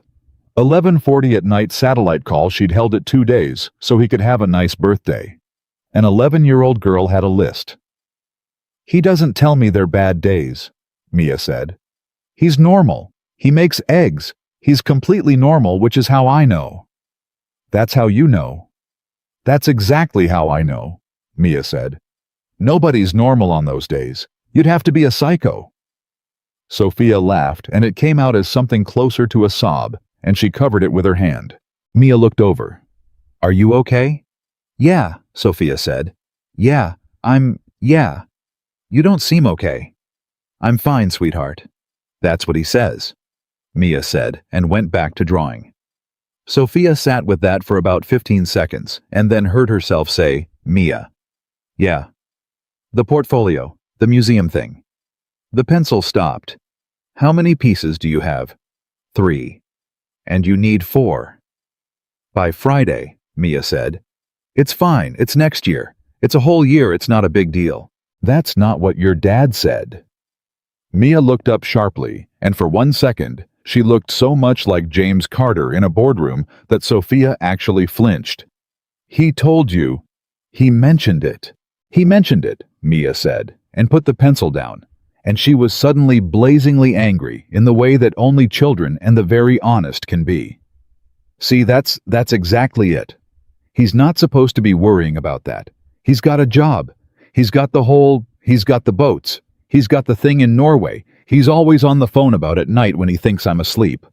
He's on the phone at night. He's on the phone at 11, Mia said, with the Norway guy, because of the time. He does it in the garage so I don't hear it. Sophia's hands went cold in her lap. 11 at night. A phone that's on at 11 at night. He'd been doing it. He'd been doing the VP job. He'd been doing it for free in a garage at 11 o'clock at night after his daughter went to bed, so that nobody would ever know he was doing it, and nobody would ever ask him to be somewhere else at 5:30. Mia, she said. How long has he been doing that? Mia shrugged with one shoulder. Forever. How long is forever? Since I was little, Mia said.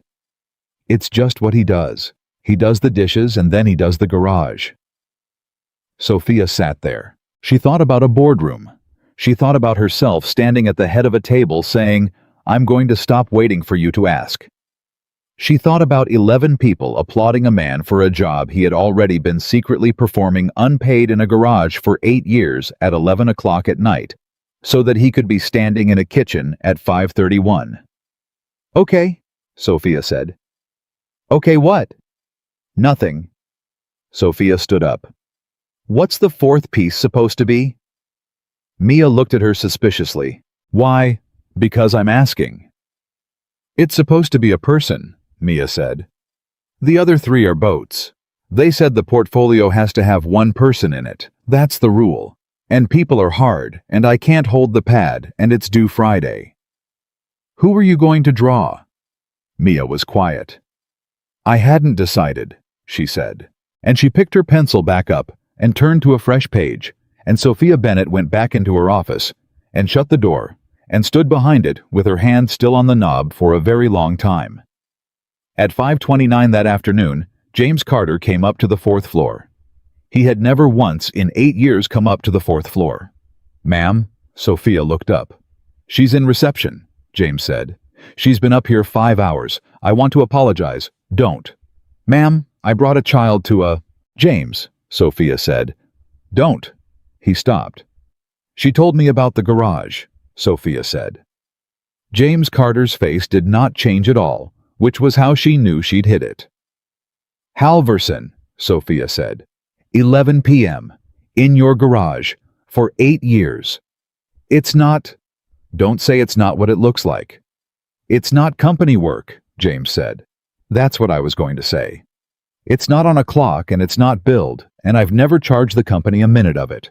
That's worse, Sophia said. James, that's worse. You understand that's worse. He's a friend, ma'am. He's a client. He's a friend who's a client, James said. He calls me because he's got a kid in the yard who's about to make a mistake, and he doesn't want to say so on a formal call because it'd cost the kid his job. It's 20 minutes. It's 20 minutes at 11 at night, and I'm awake anyway. Why are you awake anyway? James didn't answer that, and Sophia, who had not asked him a single personal question in 6 weeks, who had held that line like a woman holding a door against water, looked at a man standing in her doorway at 5:29 and heard herself say the truest thing she had said in a long time. Everybody thinks being a CEO means you have everything, she said. James went still. I go home, Sophia said. There's 4 bedrooms. There's a view. There's a kitchen that a magazine took pictures of. Her voice was very flat and very level, and she was proud of that for exactly as long as it lasted. And I stand in it, and there's nobody waiting for me. And there never has been, and I'm 38, and I keep doing the arithmetic, James. I keep doing the arithmetic, and it keeps coming out the same. James Carter didn't say anything. He didn't say I'm sorry. He didn't tell her she'd find someone.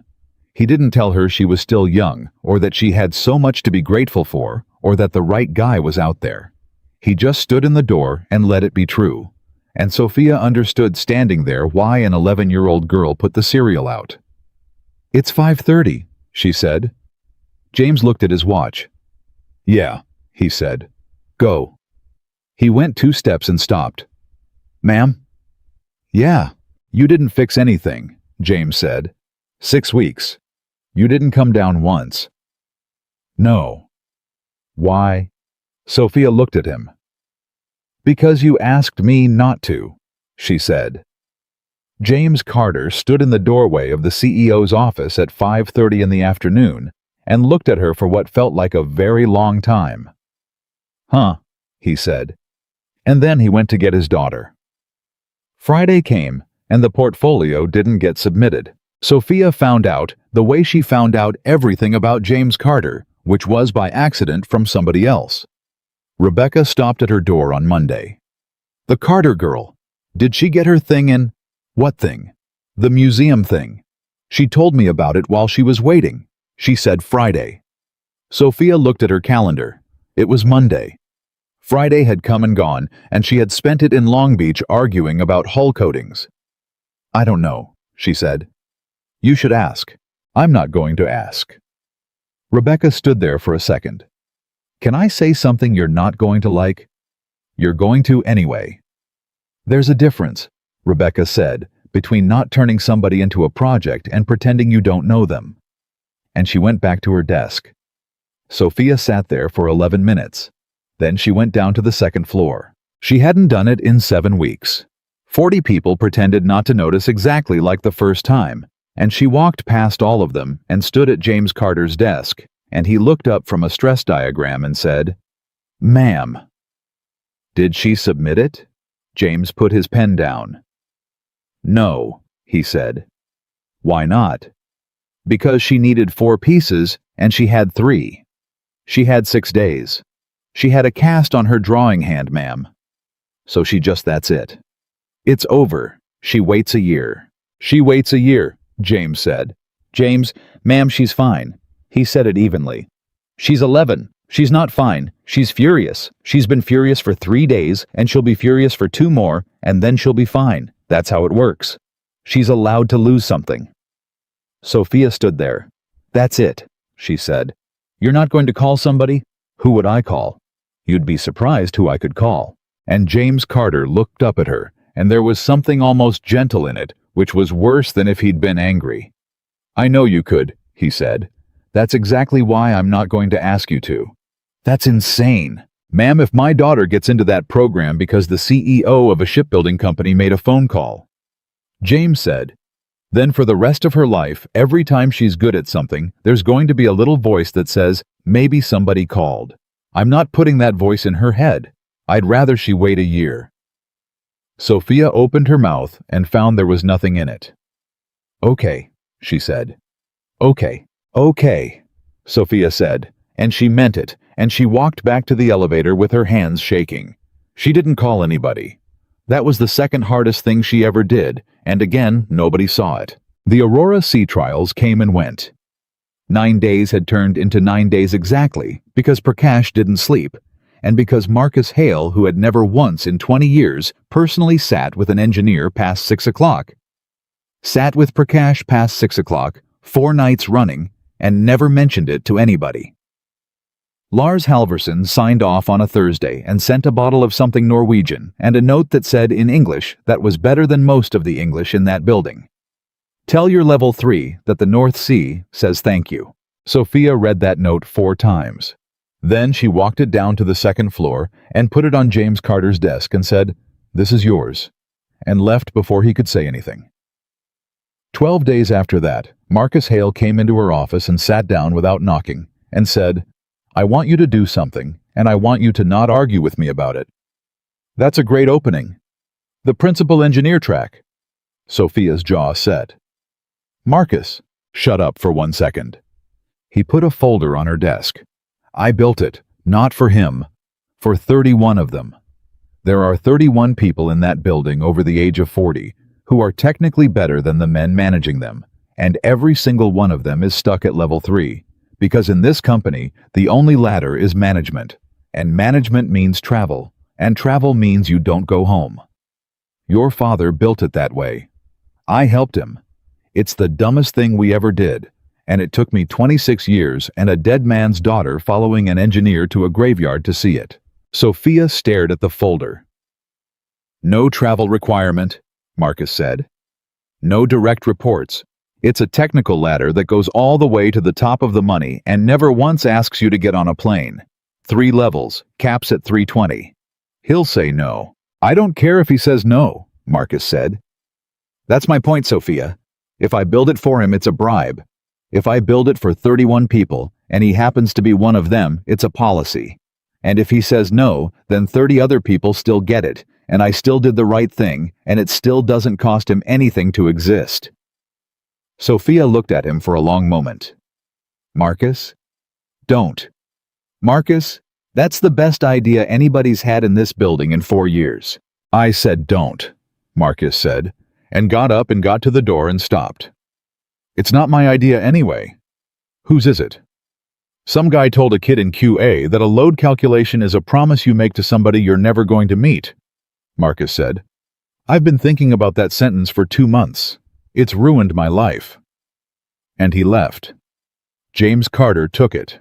He took it on a Tuesday in 11 seconds without reading past the second page, because the second page said, "No travel requirement," and he'd already checked. "You don't want to negotiate," Sophia said. "No, ma'am. James, I have never in my life had somebody accept a first offer.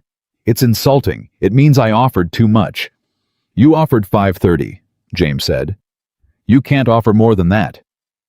The months did what months do. Mia's cast came off in June. She celebrated by drawing for 6 hours straight and then complaining that her hand hurt, which James informed her was the single least surprising outcome in the history of the world.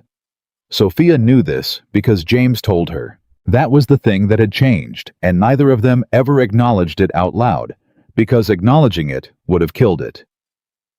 It started with the Halverson note, and it went from there, small things in doorways at 5:29, because he was always leaving at 5:29, and she was always finding a reason to be somewhere he'd walk past. She stopped pretending she wasn't doing that around September.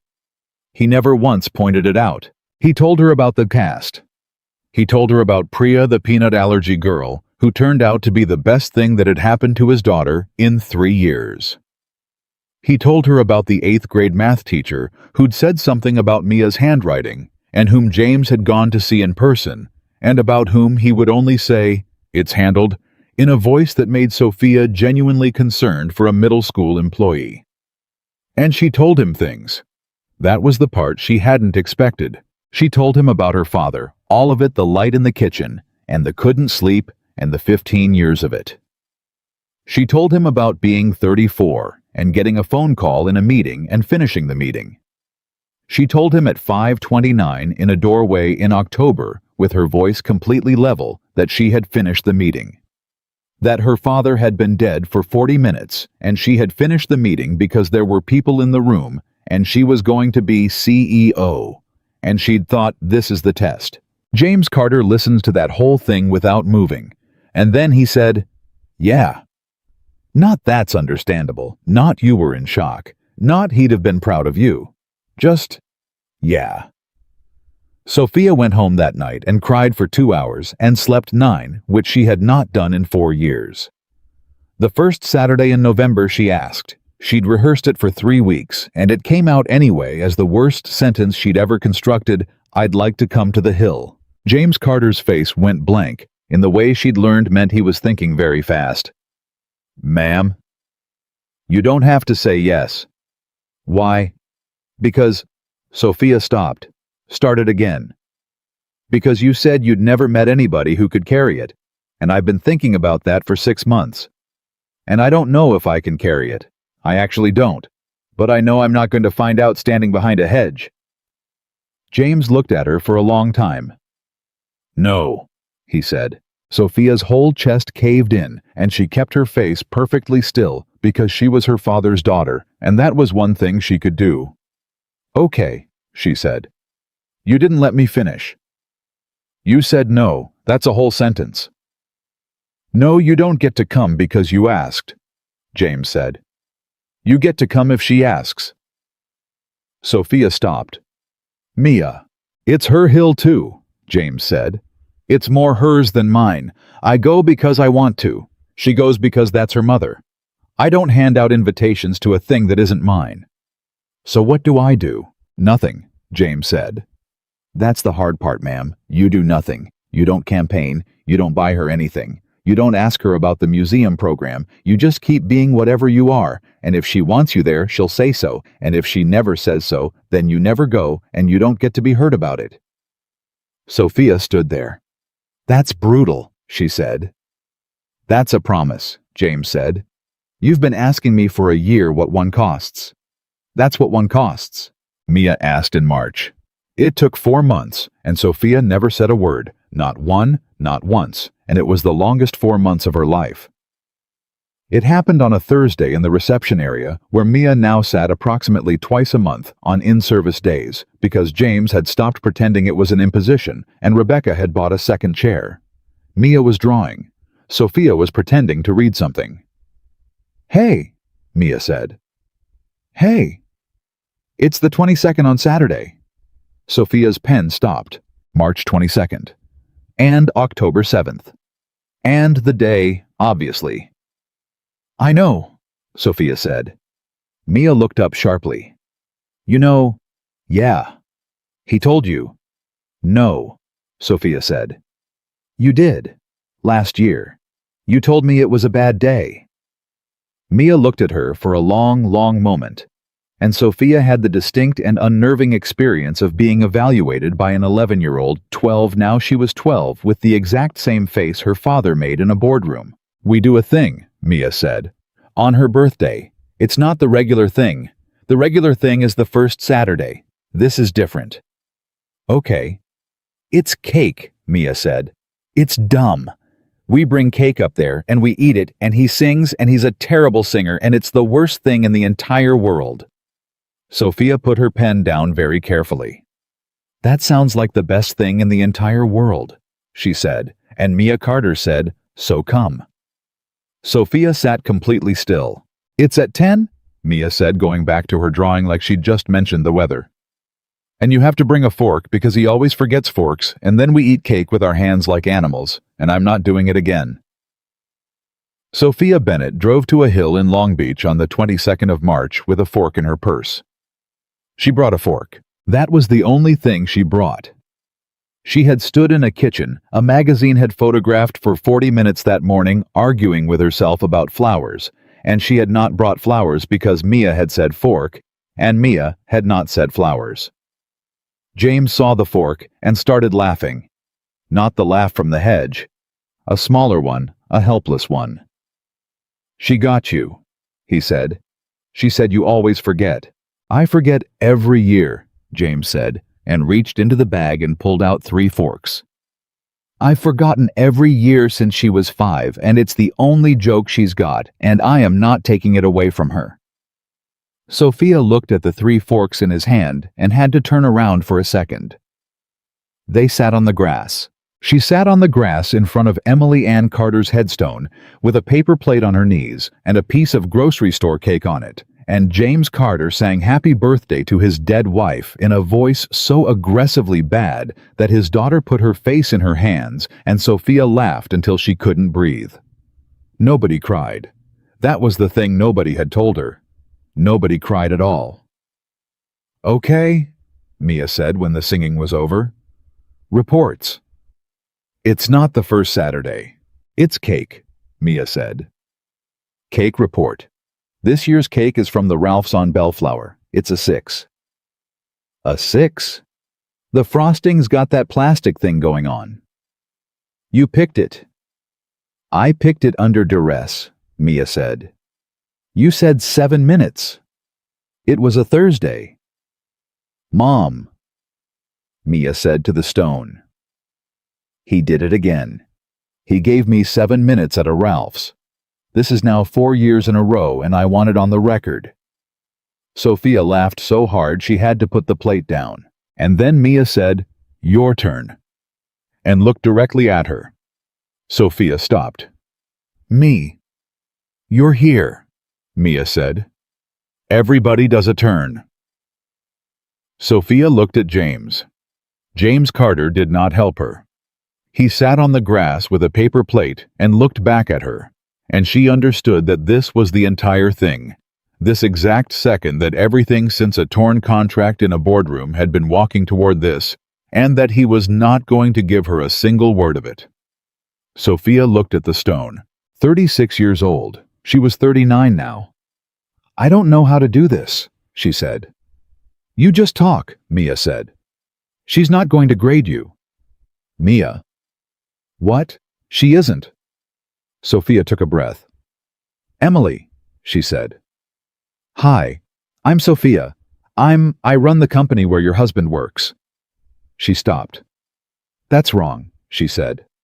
That's the thing I say at parties. Nobody said anything. I offered him $400,000 once, Sophia said.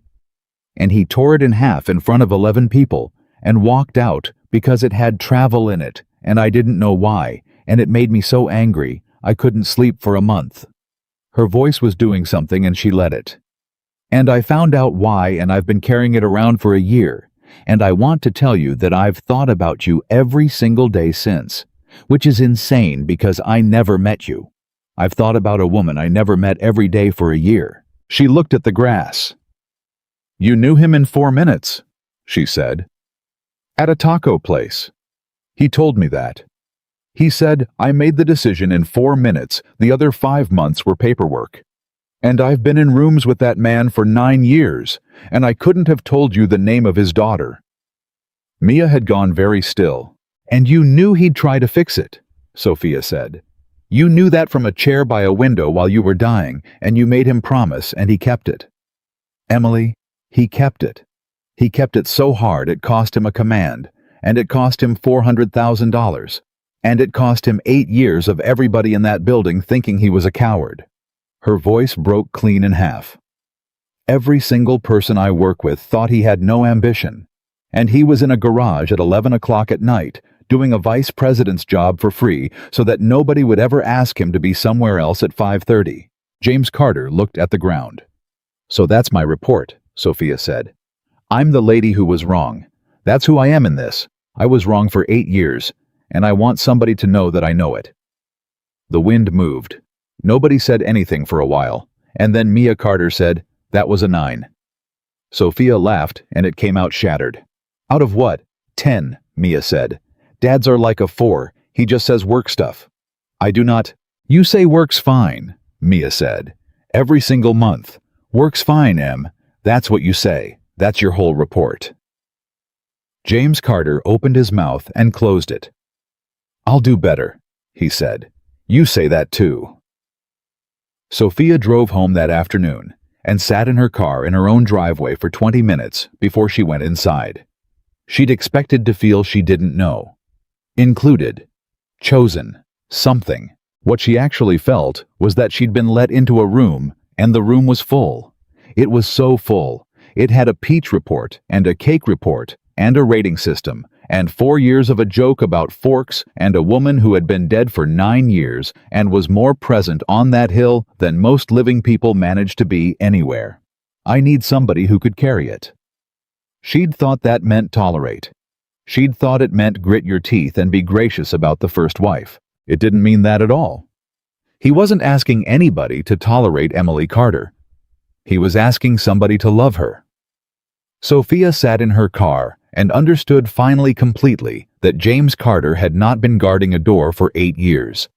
He'd been standing in a house with the lights on holding it open, and every single person who'd ever walked up to it had looked inside and seen how much was in there and turned around. She went inside her 4-bedroom house, and it was empty and quiet and beautiful, and it did not have a single thing in it that anyone would rate out of 10. And she thought, he's not the one who's alone. In April, Mia gave him the drawing. Sophia wasn't there. She heard about it 2 days later in a doorway at 5:29. She got in, James said. Sophia looked up. What? The museum thing. The summer program. He was standing in her door with his coat over his arm, and his face was doing something she'd never seen it do. She submitted this year. She had the 4. Sophia was on her feet. James. Nobody called, he said. Ma'am, I need you to tell me nobody called. Nobody called, Sophia said. I swear to God, I swear on my father, nobody called. James Carter closed his eyes for a second. Okay, he said. She got in on her own. She got in on her own. James, Sophia said. James. I know. What was the 4th one? She said. The person. They needed a person. What did she draw? And James Carter reached into his coat and took out a folded piece of paper, and he held it for a second like a man deciding something. She said I could show you, he said. He unfolded it. There were 4 people in it. James in the middle, badly proportioned arms too long. Mia beside him. And on the other side, a woman with dark hair sitting down, sitting in a chair, a blue chair, and she was not faded, and she was not a ghost, and she was not off to the side. She was in it. She was drawn with more care than anything else on the page. And standing at the edge a little apart, not touching anybody, was a 4th figure with her hands at her sides. Sophia looked at it for a long, long time. Who's that? she said, and her voice came out in pieces.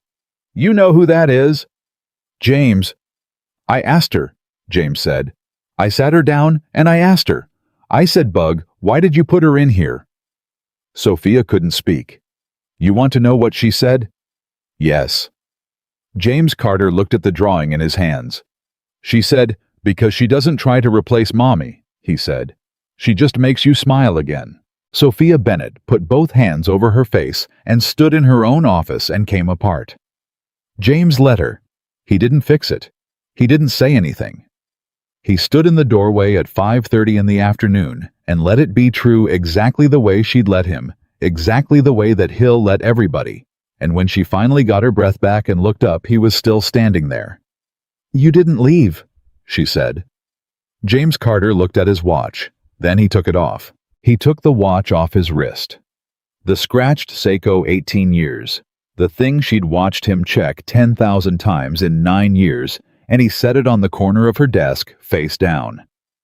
"She's at Priya's until 8, he said. Sophia stared at the watch. "For years," James said. "I thought loving somebody new meant betraying somebody old. I thought there was a fixed amount of it, and if I gave any away, that was less for Emily. That's the arithmetic I did on a fantail, and I've been doing it every night since, and it took a 12-year-old about 4 seconds to show me it was wrong." "James, some people don't come into your life to erase what's in it," he said. "Some of them just they help you make more of it. That's all. That's the whole thing. I've been standing a watch over a house that didn't need guarding, and there was a light on in it the entire time, and the only person who couldn't see it was me." Sophia couldn't move. "You asked me a question in a hallway," James said. "Why won't you marry? And I've answered it 11 different ways for a year, and every one of them was true, and every one of them was a dodge." "What's the real one?" James Carter said, "because nobody ever brought a fork." Sophia made a sound. "Everybody brought pity," he said. "Everybody brought casseroles and sympathy, and that face. 9 years, ma'am. 9 years, and not one single human being ever walked up that hill and asked what the rules were. You brought a fork because my daughter told you to bring a fork, and you didn't ask why, and you sat down on that grass, and you gave a report." He picked up the watch. He put it in his coat pocket, not on his wrist. "I'm not asking you anything today," James said. "I want to be clear about that. I'm 49, and I've got a kid, and a mortgage, and a dead wife I'm going to love until they put me in the ground next to her, and any woman who takes that on isn't lucky she's volunteering, and I meant every word of that." James. "But I'm done pretending I don't know what the light in your kitchen means," he said. Sophia Bennett stood in her father's office and looked at a man in a doorway. "It means somebody's waiting," she said. "Yeah," James said. "Nobody's ever waited for me." "I know," James said. "I've watched you leave that building for 9 years, and you never once looked at your watch." And Sophia looked at the clock on her wall, 5:34, 4 minutes past 4. Whole minutes, the longest 4 minutes in the history of James Carter. And then she looked back at him, and she said the only thing there was left to say. "Ask me what time I'm going home." James Carter smiled. "What time are you going home, ma'am?" And Sophia Bennett picked up her coat and said 5:30, starting today, every day, for the rest of my life. She married him 14 months later on a Saturday in a courthouse with 9 people, because that was how he'd done it the first time, and she wouldn't let him do it any differently, because doing it differently would have meant Emily was something to hide. Mia stood up for her father. Danny Reyes flew in from Norfolk. Marcus Hale cried harder than anybody and denied it for the rest of his life. And on the first Saturday of the next month, 3 people went up a hill in Long Beach with a paper bag and 4 forks nobody needed, and a 12-year-old girl held up a peach and said it was an 8, and a woman who had once torn a man's life apart, trying to understand him, sat down on the grass beside him and gave her report. Because James Carter had it right from the very beginning, and it took a CEO, a graveyard, and a child's drawing to finally prove it. Keeping a promise to the past never costs you your future. It is the only thing that ever makes you worth one.